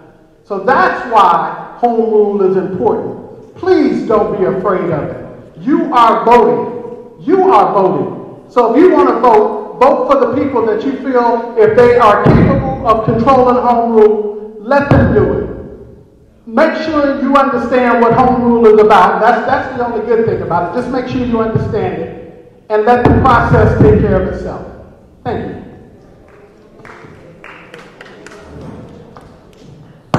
In my enlightened opinion, that is what all of this transparency issue is about. See, when I issued information in 2002, we were roughly right around 16,000 residents. Okay, if we were to do a census today, we'd be close to probably 21,000, somewhere in there. So in the next few years, we'll be at 25,000, which at that point you automatically can be a home rule community. Now, if I can get everybody on the board that's already been a part of the lack of transparency, the lack of integrity or whatever, I'm not throwing dirt on anyone, I'm just saying, these are what we have seen. This is the problem, 18 months of asking questions and nothing. So if they get home rule with the current, then they can allocate the money however they want to do it. It's up to us to make sure we get people on that board that we feel has integrity, that's going to do what's best for we, the people.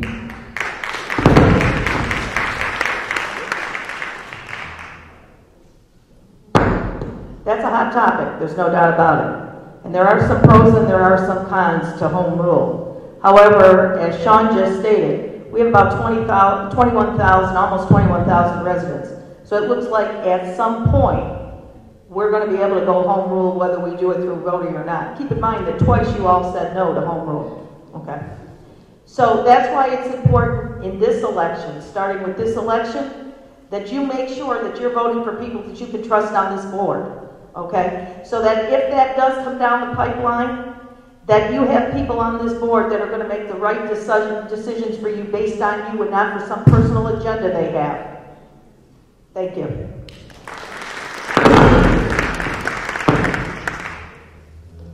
We just talked about relationship building, and we have to be careful on our tone and how we speak about other people. I'm not going to say all of our state reps don't care about us. I don't think we have proper communication with all our state reps. So I just want to say that for one, because we got to be careful what we put out there sometimes.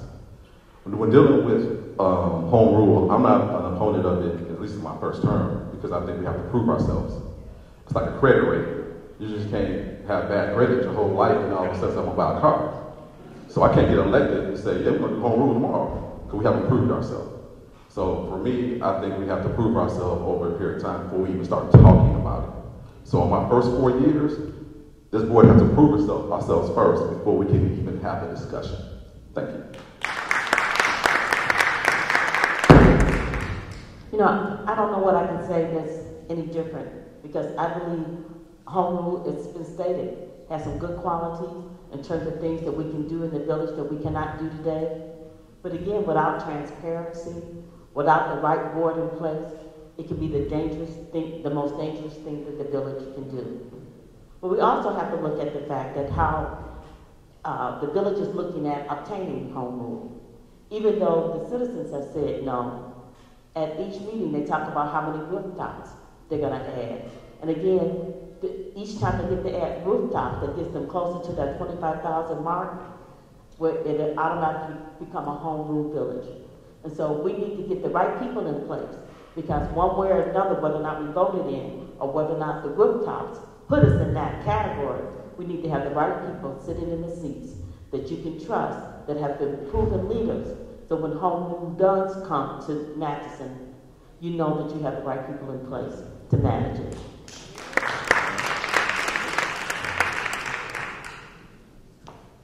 So I agree with quite a few people up here on the panel regarding home rule. First, Ron said something very significant about home rule.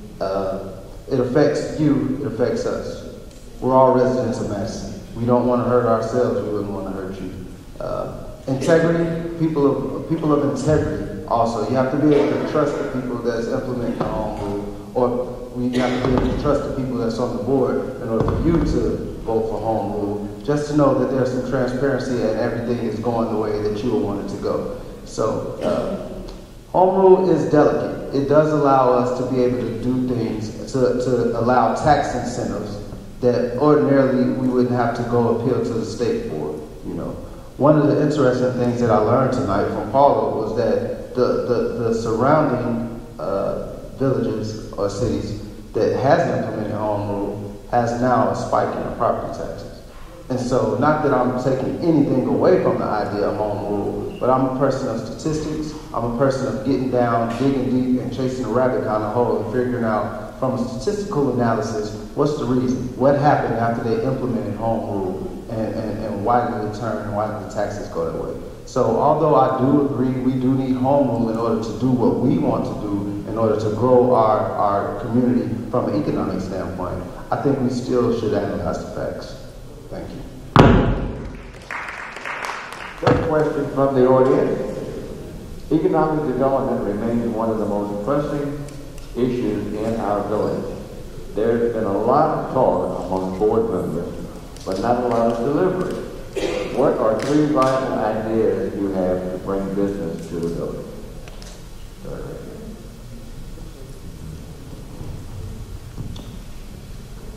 So there was a study done about 2014 regarding economic development, looking at why our retail was going away and some restaurants locally in the area. And during that study, aside from finding out what these things were, there were a couple of key things that this study showed that the village of Matteson needed to do to leverage itself from the surrounding townships. And a couple of things were that they were able to allow tax incentives that we just weren't able to allow.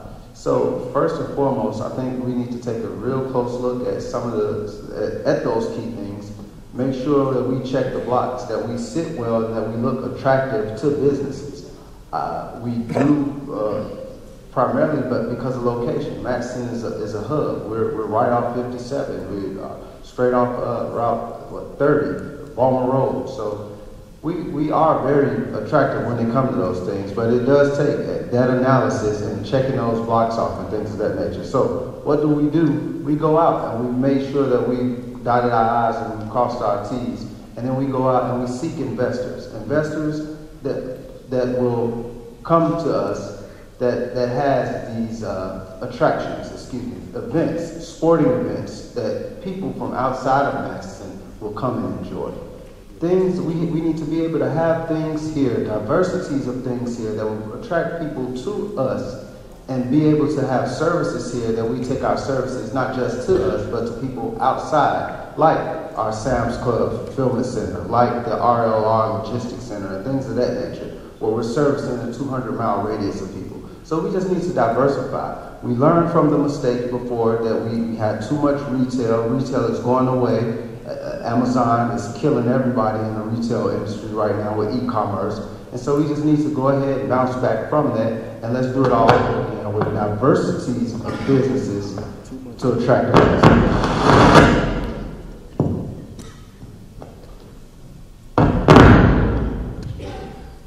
Diversity is key, but strategy to get to the diversity is imperative. We have to look at multiple opportunities at one time. Matteson, because of its accessibility, will be a perfect hub as a technology center. We can also look at how we build our small businesses at the same time. One of the things that I've heard said over and over again is the fact that the revenue that we don't have.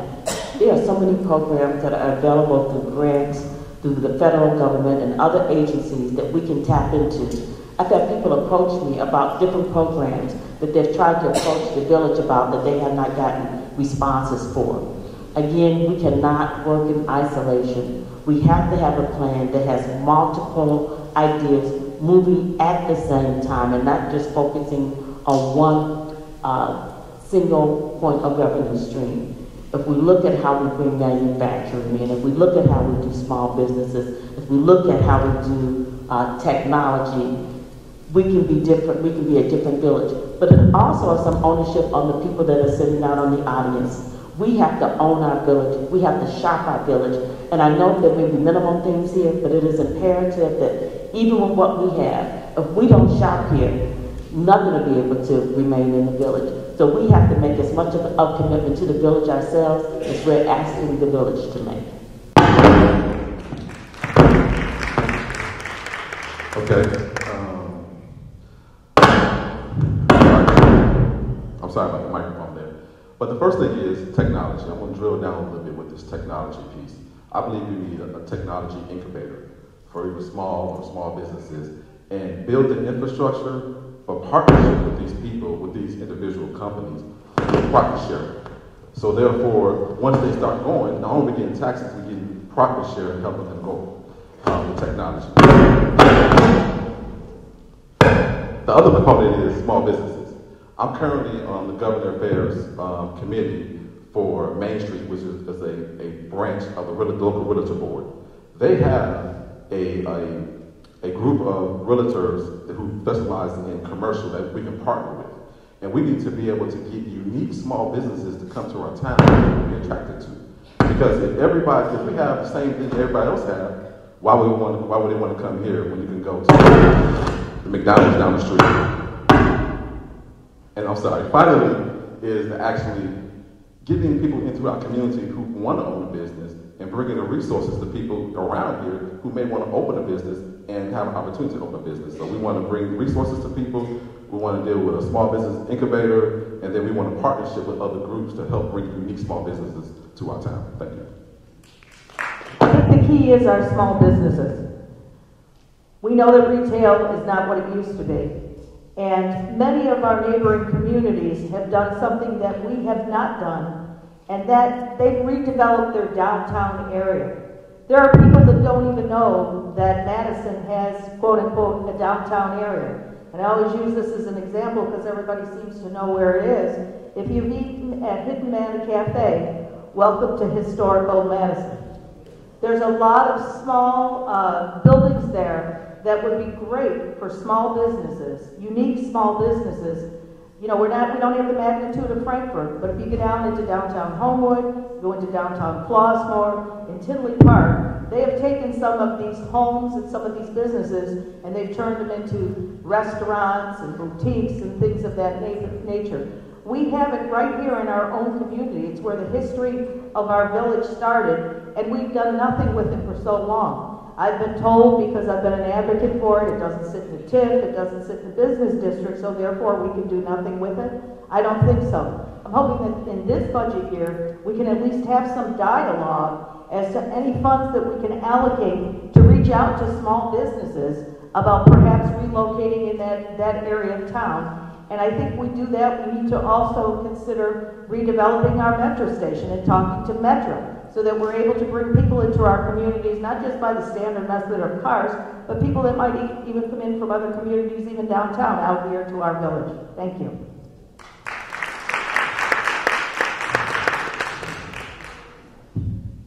I want to think outside the box for a moment.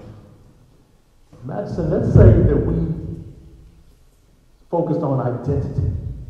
A lot of the problems that we have as a people is that we don't always have an identity. You know, people will say, who are you? And you tell them what you do instead of who you are. What if Matteson says, okay, I'm a business owner, and I have passion for what I do, but you have to find a need, and then you fulfill that need. Now, in the state of Illinois, this is just one suggestion, but in the state of Illinois, STEM, which is the technology system, there's only 5% African American in that area. Now, let's just say it's a need, and technology is where we're headed. Let's just say that we invested more in STEM in our community. So when technological companies wanted to find people that they can use for internship, they would come and look at Matteson. We're protecting what we have. Again, we're working with what's in our hands. So building those relationships and making sure that we have an identity would start this process of economic development. So I hate to be the bearer of bad news. Our problem are regional taxes. The issue is, again, with Will County square footage tax is $4 a square foot. Here in the village of Matteson, it's $8. Now think about a small business coming here, and they have to pay $8 a square foot, and it's 1,000 square feet that they have to pay on a monthly basis. Do you know the challenge that would present them? It just would.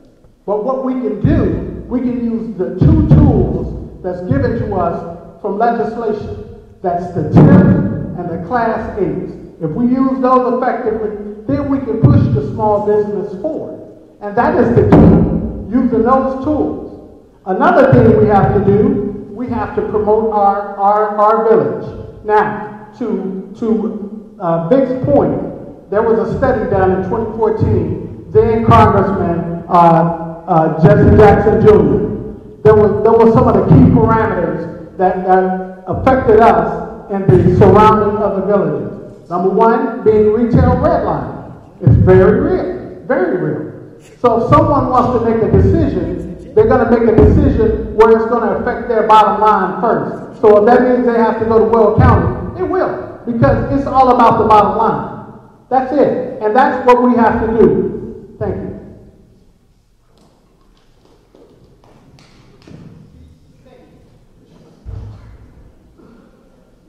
When it comes to economic development, I believe that it goes hand in hand with improving our quality of life as residents. What does that mean? Why would I say that? I mean, when you say the towns, Naperville, you say the town Schaumburg, you say the towns Arlington Heights, the residents of those towns are proud to be there. And who here has some form of social media? Who here on their one form of social media has seen at least one business in this town bashed at least one time? Other businesses have seen that as well. So we need to make sure that that's not you guys' fault. That's the board's fault, because we have to make sure that we're improving you guys' quality of life so that you guys have options. That's one. Two, we need to make sure, like I said earlier, that yes, we have to take full advantage of tips and making sure that we incentivize small businesses to be here. We have to treat small businesses, I'm going to speak some basketball talk right now. We got to treat small businesses like they're Division I athletes and roll the carpet out. We have to treat them like they're the big dogs, because that's going to keep our town, which is a small town by definition, rolling. And three, I think it's imperative, I'm going to steal your word, Sean Mitchell, to build relationships. Once we build those business relationships over a course period of time, then we're able to develop a sense of sustainability that we didn't have previously. Thank you.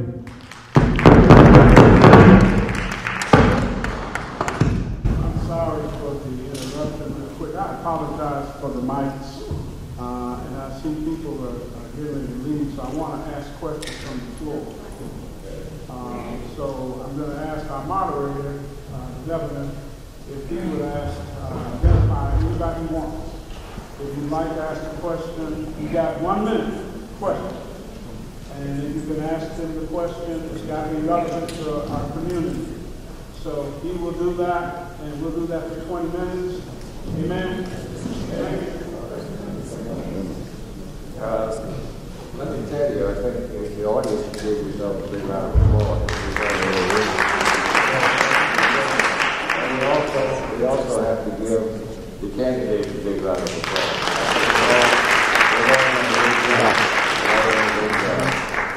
All right, who would like to ask a question? Yes. Yes, sir. Congratulations, guys. I've been waiting. In our state, we have 7,000 units of subdivision, 653 separate police and fire station. As most of you know, we have a serious crisis in our state and within the state. In Harlem, the state control stepped in, kept things taxes, and they had to lay off police and firefighters. What would you guys do to deal with this crisis in your time? Okay. Let's start it. Yeah.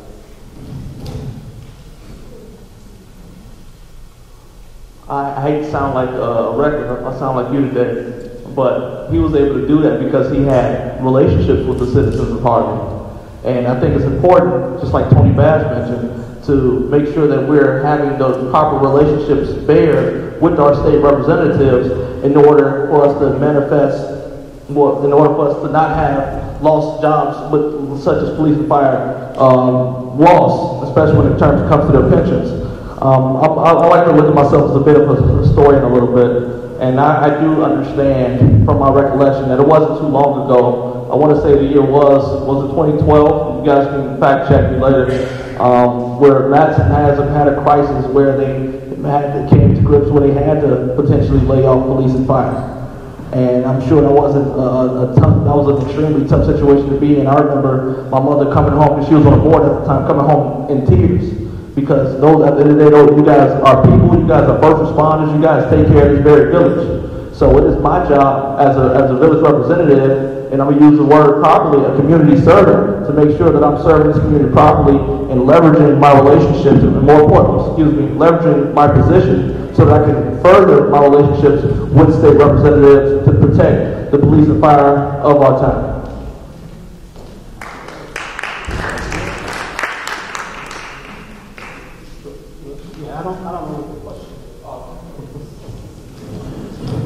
Well, once again, we have to look at this with objective eyes.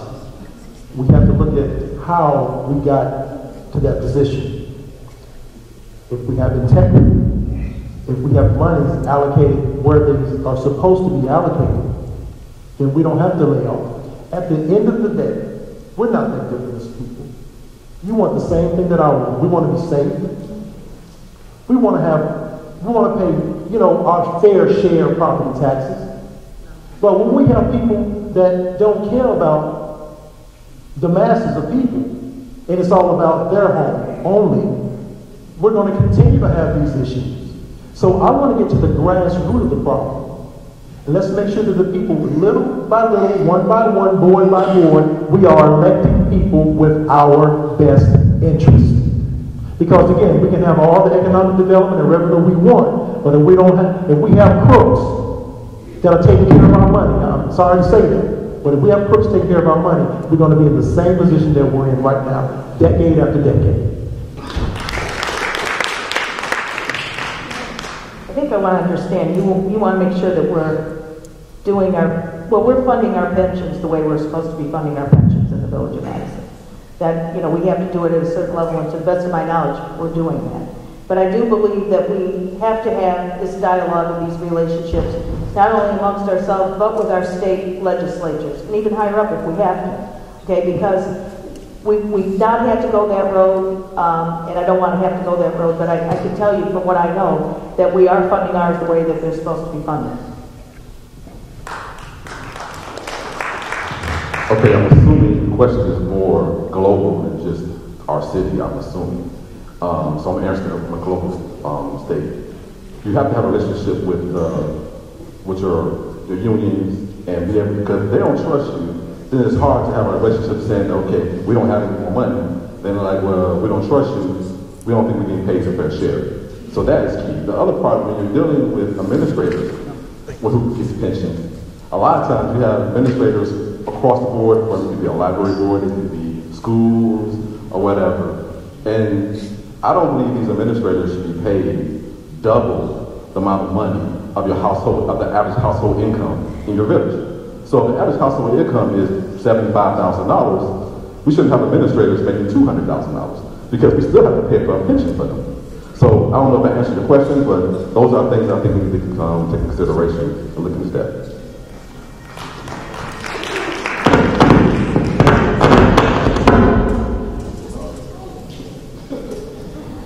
when you look at pensions, it's so hard because our state, the country has been plagued by unfunded pensions from municipalities all the way up to the federal government.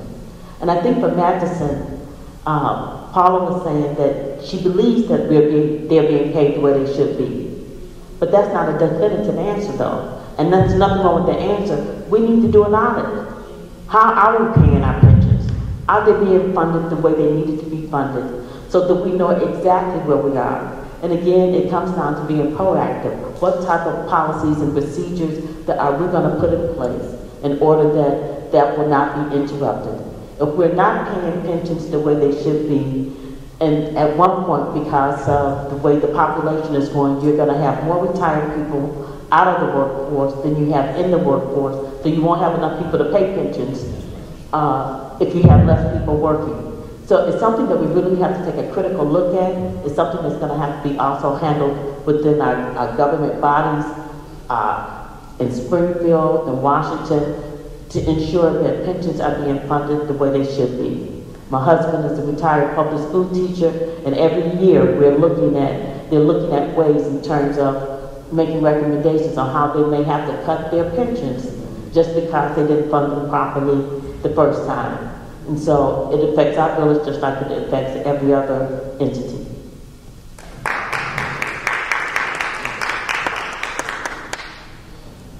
I believe dealing with anything in finances, especially to this degree, there ought to be routine audits to ensure that nothing like this is currently happening or see how far out the pipeline it might be. So first things first, it would be a routine audit that would be put in place to ensure that this doesn't happen or it's not happening. Once we find something or an indicator that this is happening, if I don't know how to fix it, we look at what's been going on. We see that this is a global crisis. There's something that's going on throughout the United States. And when we find examples of places where they implemented different things, different strategies, in order to reverse the pattern.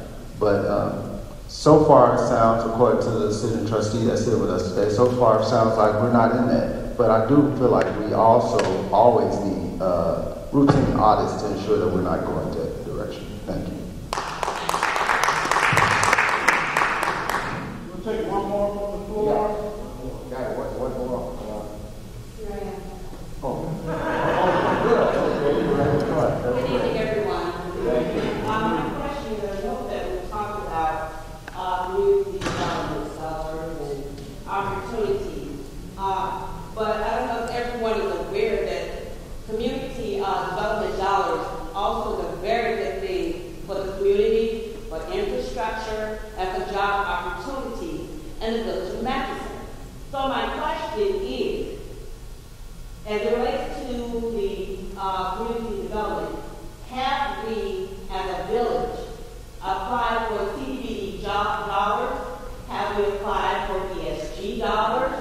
Do we have an active body of grant writers and researchers that are out there looking for dollars for this village? Because there are. If you go to our government page, grant.gov, there are hundreds of opportunities for grants.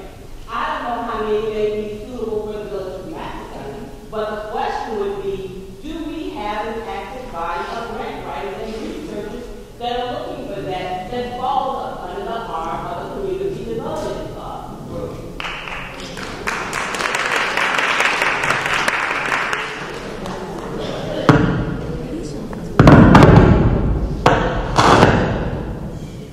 This is so unfair.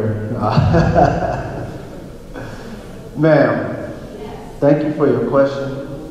And I'm as honest as I could possibly be with you right now. I have no answers to that question. Thank you.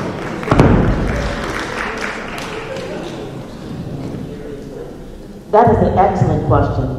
And those are opportunities that I have recommended to the village more than once. I have people that I know because, again, I'm an advocate.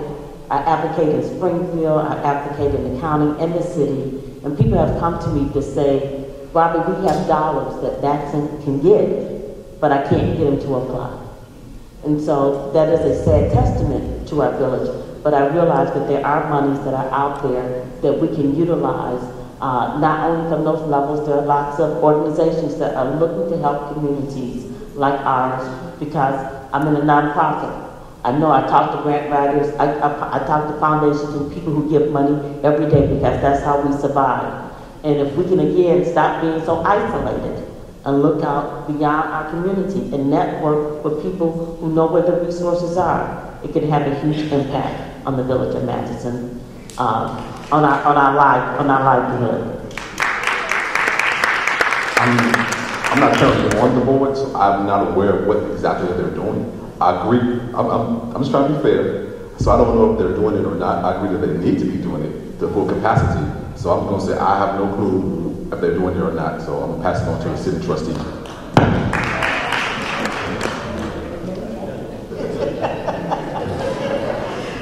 The answer to your question is no. We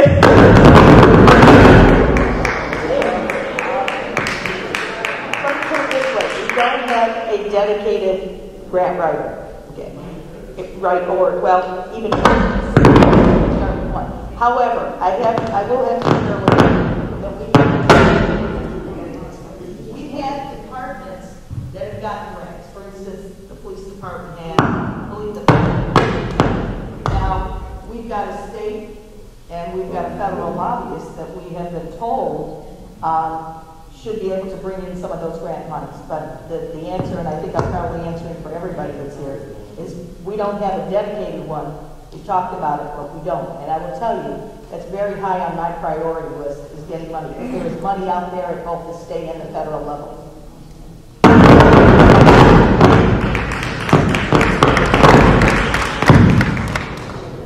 Thank you for that question. Because that's what I'm talking about, maximizing our potential. There are grant dollars out there. When, we are even talking about this distribution center that, don't you know there's grant dollars available for exporting outside of the country? That we could get grant money for that? So it's a lot of ways that we can tap into these resources. So yes, that's something that I definitely, the committees that I'm speaking of, that would definitely be a grant writing committee. So we make sure we're getting what we need. We just need to get what we deserve. That's all. I'm a candidate that's willing to work as hard as the residents. Okay, so thank you again for that question. Thank you so much. And guess what?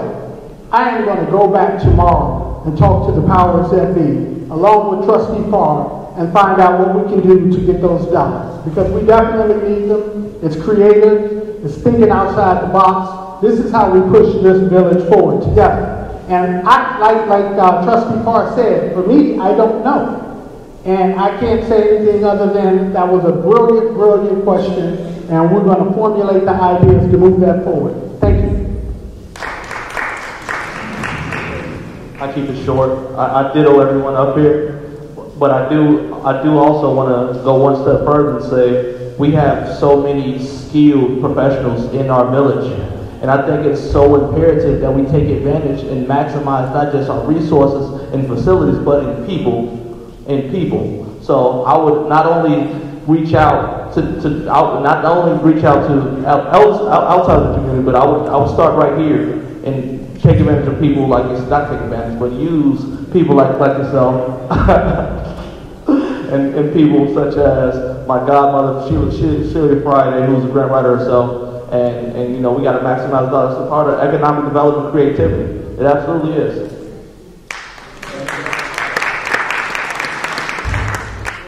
This evening we've heard a lot of words that sound really great. But if I go to my job and I don't perform at a certain level, there's going to be accountability. And that's a word that I haven't heard anybody say this evening. And we cannot, or it hasn't been said why. Right? And we don't have the luxury, because the way the village is going, we're heading on a downward slope.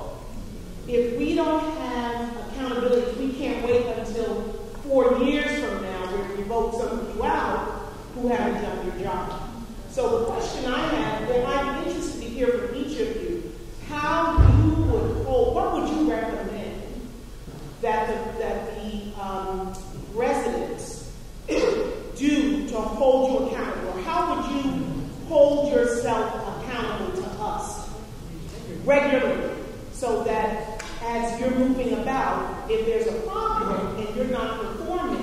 there's some action or interaction we can have to get you to step up and do what you're supposed to do.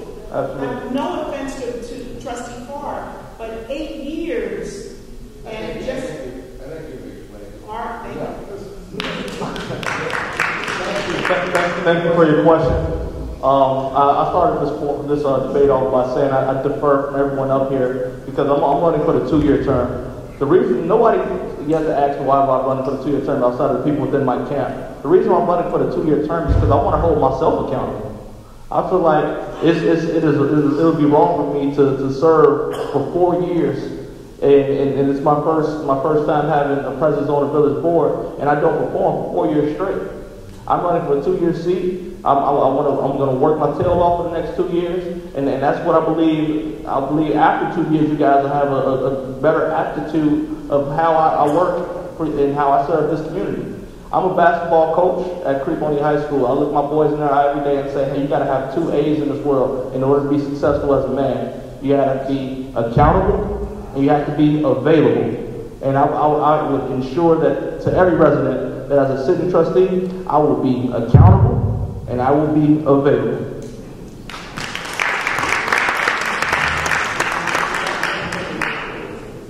Okay. Is it okay? Yeah. So I have a different opinion of what's going on in the village, and I'm sure many of you do not.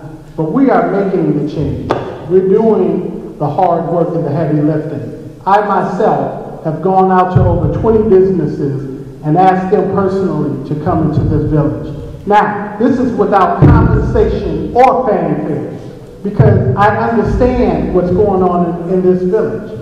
You hold me accountable by talking to me and telling me what my issues are, and I'll tell you what I can do if I can do it.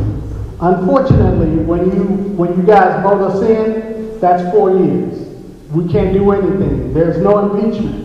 So you can't make us resign or anything like that. But what I will do is make a promise to you tonight that I'm working hard for you, and I will continue to work hard for you because I can. Thank you. I would like to describe accountability. If I make a statement that I've gone to 20 businesses, I'm going to give you business names and owners of people that I'll talk to. We have to put what I would do. First of all, it would be out of character for me not to be accountable, because from the time I came to this village in 1994, I have been active in this community. I've helped thousands of young men who are now productive citizens I was held accountable when they were trying to come up and get where they needed to be. Again, I would like to talk about those committees. Committees would be key because it's involvement from the community. You know, I want Matteson to be a neighborhood. You know, a neighborhood, not just a community. We look at it as a community when we talk collaboratively with the other surrounding areas, because that would give us strength. The relationship with Country Club Hills or Park Course or wherever, we come with our collaborative dollars to the table, to the state. Now they're recognizing us a little bit more. They're listening to what we have to say. But yes, accountability would be great with those committees. That way, whatever happens. It's a good question, and every day I hold myself accountable as a trustee. I have voted for things that I felt were to the benefit of this community, and I have dared to vote against things that I didn't think were right for this community. And it really has not made me a real popular trustee by doing that with some of the people that I sit on the board with, but I'm okay with that. A lot of you that I see out in the audience today have my own personal cell phone number, and you've reached out to me. I see somebody waving their hand over there. You've reached out to me, and if I couldn't answer the question, I got you an answer, and I think I always got back to you, and that's how I make myself accountable as a trustee. I'm one vote on this board, but I make sure that when I vote on this board, and every time that I vote on this board, I'm not thinking about myself, I'm not thinking about my family, I'm thinking about every single one of the people that has invested and lives in our community.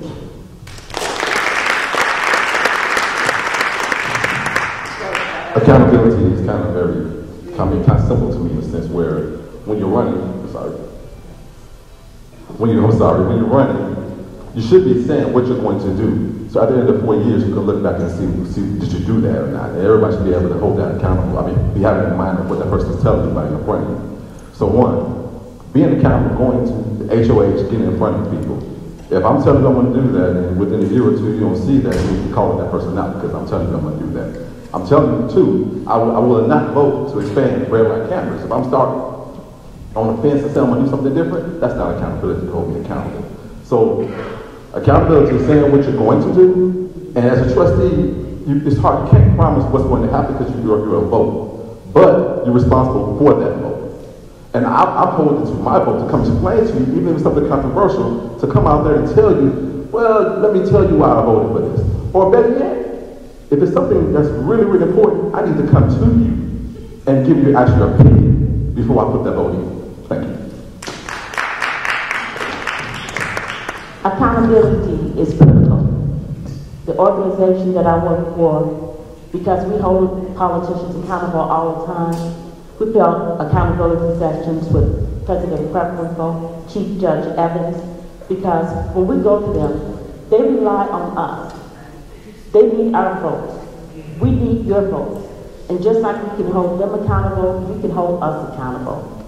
I know it's a 4-year term, but if you come to me and I'm not being accountable, I need to step down and give somebody else who will be accountable that seat, because of the fact that I made a promise to you. And my promise is to be a servant for you, to come out to hear what your concerns are.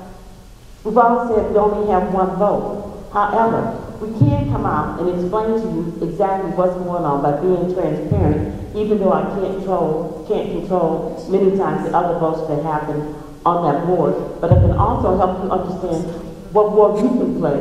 If there's a certain vote that needs to happen, how we can bring the community together to advocate for the votes and for the things that we need to happen in our village.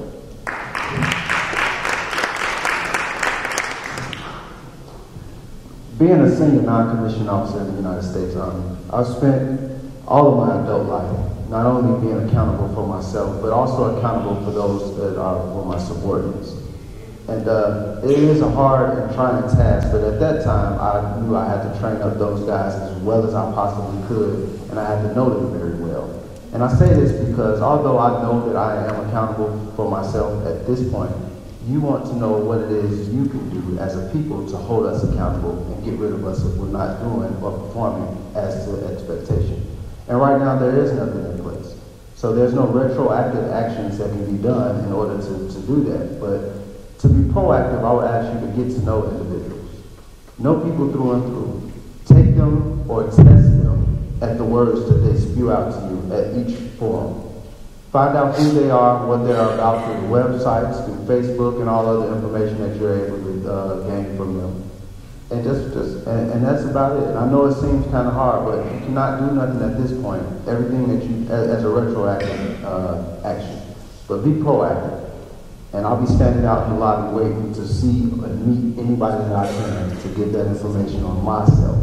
I've had non-commissioned officer evaluation reports and any other information you would like to know about what people thought of me, awards and everything else, or what they wrote over me over my entire career. Thank you.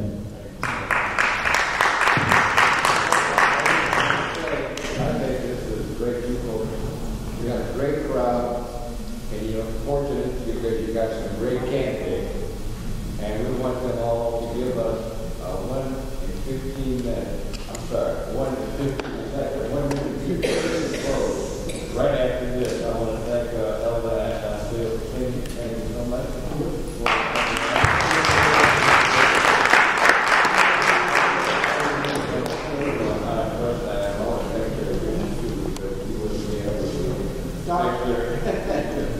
So thanks all of you for coming out and a minute and 15 seconds you can't make and I go and thank you so much. You folks are great. You let me know this works. It really does. This is awesome.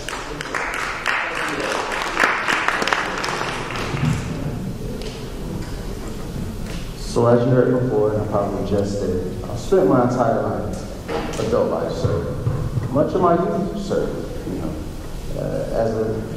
As an Army soldier, currently right now as a deacon in the church and as the co-chairman on the board of trustees in the church. And now I want to continue to serve my community and serve you here in Essex. I come here stand ready to serve with moral and professional integrity and proven leadership skills. And I'm asking that you just, if you don't know me, get to know me. We're in a home stretch coming with early voting March 18th and April 2nd. And we have heard a lot of fabulous things from each and every last one of these candidates up there. I'm asking that you ask somebody, who is Victor A. Phillips? What do you know about Victor A. Phillips? If they don't know, ask the next person. But reputation precedes people. A person's reputation precedes them. And I can guarantee you I have no bad reputation out there. Vote Victor A. Phillips, punch 2. Thank you.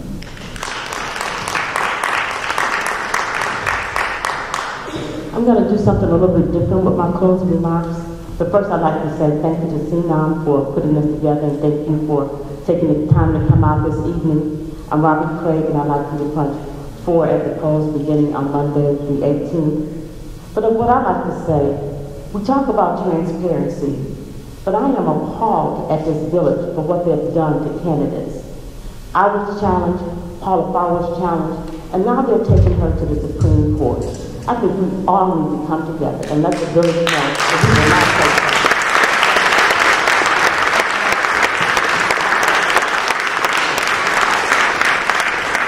We need to demonstrate at the polls. You need to tell everybody that you know, your friends. We need to do car rides. But although I'm running, I will do everything I can to make sure that Paula Farr returns to office as a trustee in the village of Matteson.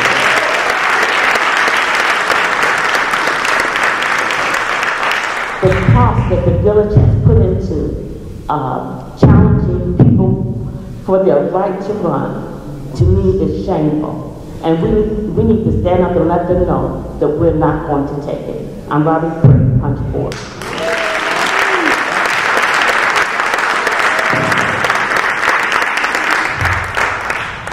I concur. My name is Antoine Bass, and I just want to give an example of things that I've already done.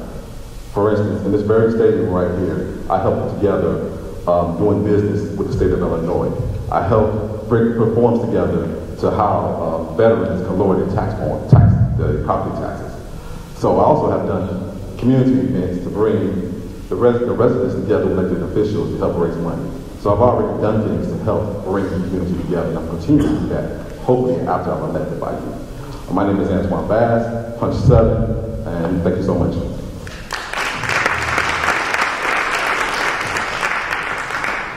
Well, my mother and father said one thing: we didn't make her big, but we made her strong.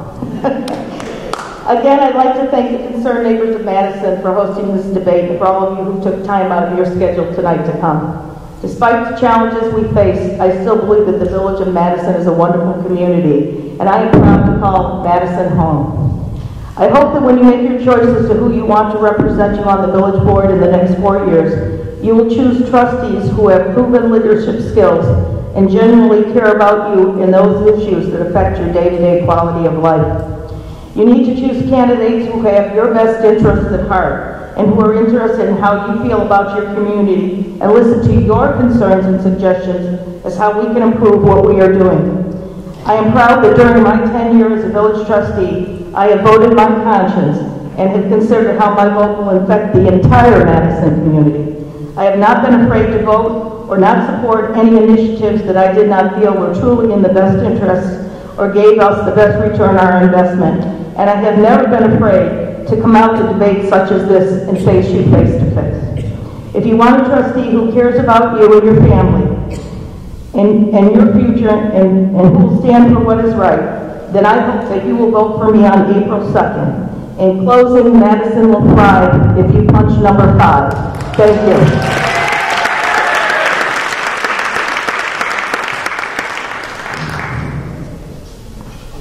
I would like to thank CNOM again for this extraordinary event. Thank you very much for giving us a voice tonight. And it's about our voice. At the end of time, all that will remain is our voice. As a servant in this community for 25 years, I want to take a moment to say, you know, we can have all of these good comments. You can have that candidate that you really like.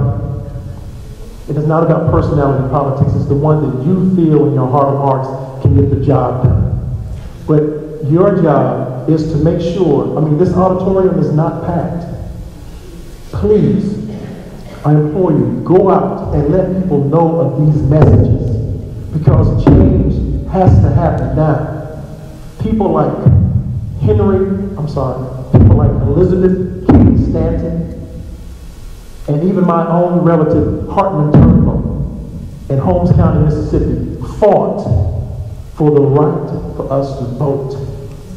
So let us not let them down. All of us here on the shoulders of someone, some of us on more backs than others. So we would be remiss to not take this time to make sure our voice is heard. Mitch1foryou.com is my website. My punch is 6. Sean Mitchell, thank you. I want to ditto on what Trustee Farr has said and everything that she shared. But I'm already working hard. You don't even have to ask. You know it. Because I'm doing what's necessary to make this village better. I stand for this village. I love this village. And I will tell you, it's not simply just about change for the sake of change, because change can be a problem in and of itself. You have to have the right people that's going to fight the fight for you. And we're doing that. And just so that you know, it takes time for a cruise ship to turn around. You can't turn it around on a dime. You just can't. Everybody knows that. We have to be patient. And we do have to build relationships. But there are more variables today. We have to make sure that the businesses that come in our village are the right type of village. We have to make sure that we are maximizing our dollars. And we have to make sure that we're pushing this village forward. Again, Ron McCullough, punch number 3. Thank you.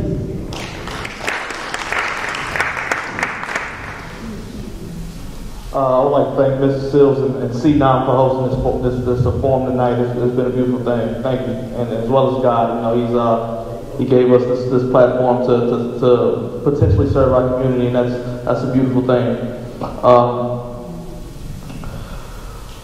CNOM stands for Concerned Neighbors of Matteson, and I want to look at everyone in the auditorium right now and say, it's time to change the acronyms from Concerned Neighbors of Matteson to Comfortable Neighbors of Matteson to Confident Neighbors of Matteson and to Collaborative Neighbors of Matteson. It's time. I'm 23 years old. I'm running for trustee here in the village of Matteson. I've been able to break some barriers in my lifetime, and you know what? I'm proud of those barriers I've been able to break. At 19, I was the youngest coach in the state of Illinois in this very school right here. I'm proud of that. At 20 years old, I was the youngest director for All In Athletics, which is the largest youth basketball program in the state of Illinois, and I'm proud of that. At 23 years old, hopefully in a couple weeks, on April 2nd, you guys are going to elect me as the youngest trustee in the village of Matteson. And you know what? It's not my time. It's our time. It's our time to stay together. It's our time to say no to... May I finish, please? And it's time. Thank you. It's our time, plus number 9. There you go. Would you guys do me a favor? Would you mind standing and giving these people a round of applause?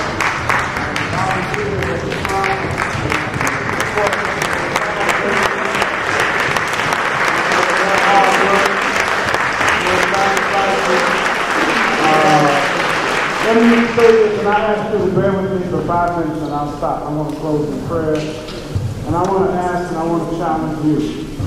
And I know some of you got to leave, but if you could just wait for 1 second, just to hear this. There are 11, and thank you, Brother Lee Smith, our timekeeper. There are 11,331 people out of 14,400 or 548 people that did not vote. Yeah. This village represents in total income, median income, at the lowest end, $500 million. We generated at the upper echelon of that $750 million in median income. This village has generated $14 billion in sales tax revenues in the last 20 years except for 2018. If you don't get it wrong, shame on you. We've been speaking truth to power.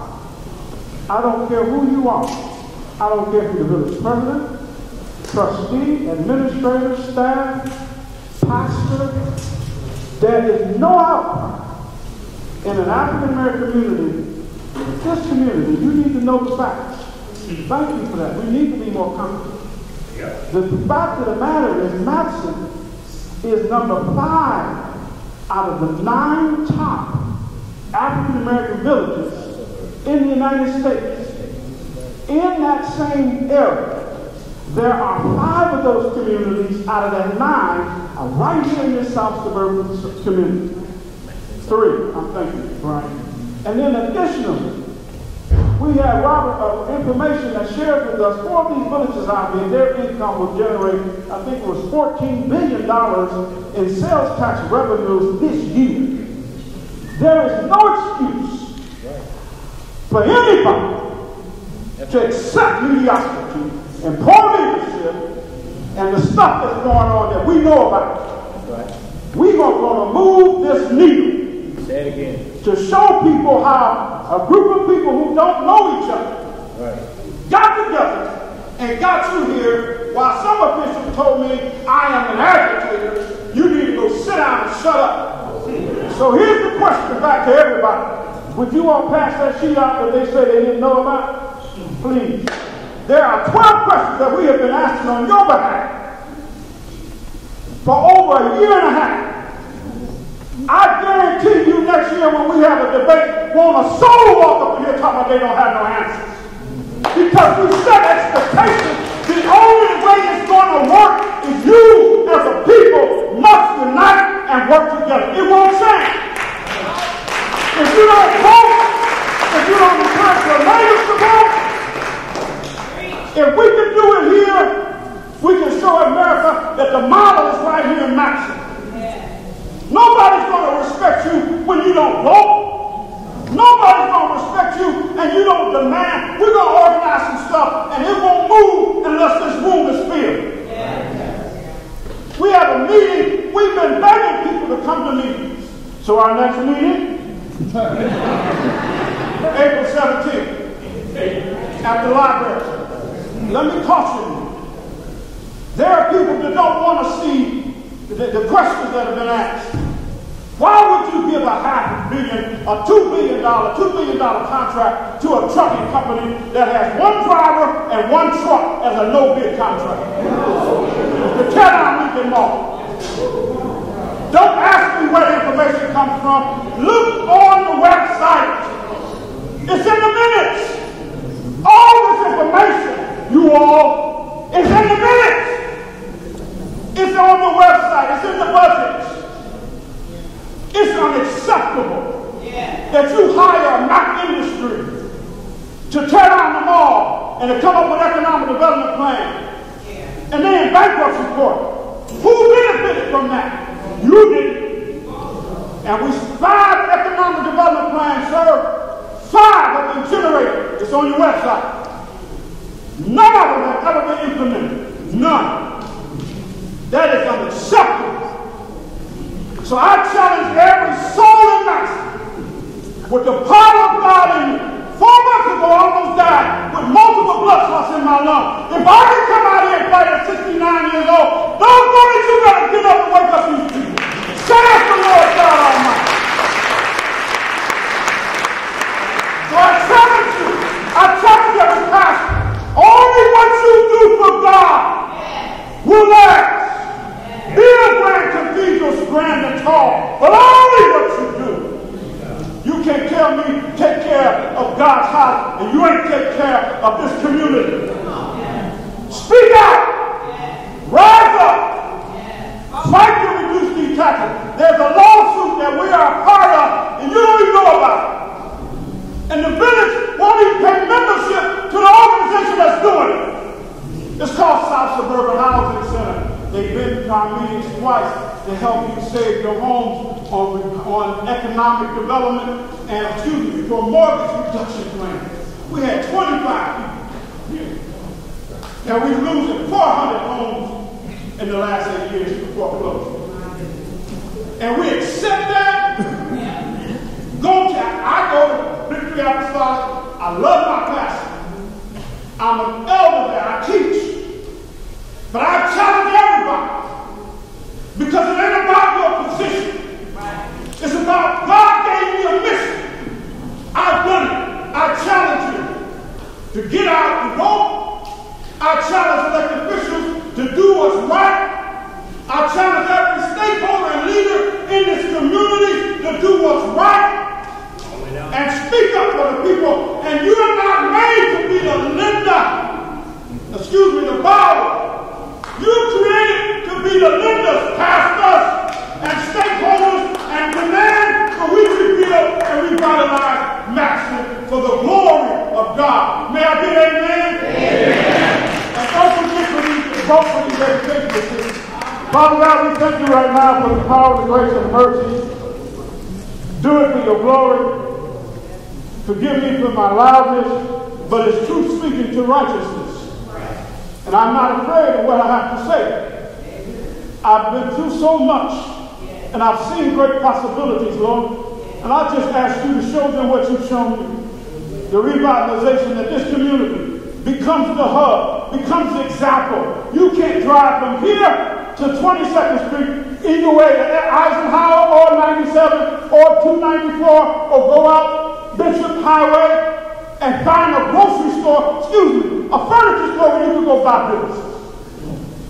None in African American community. No major shoe store, no major clothing store, no major entertainment store to everybody's community except your own. That has to stop. And it won't happen unless you join together and we unite under the banner of oneness, many hearts, many bodies, many parts, one body. And if we work together, I don't control these people. They know much more than I do. I'm just a little servant. Turn your neighbor and say, servant, will you serve? Or you going to keep on lying? Let the truth be told. Amen.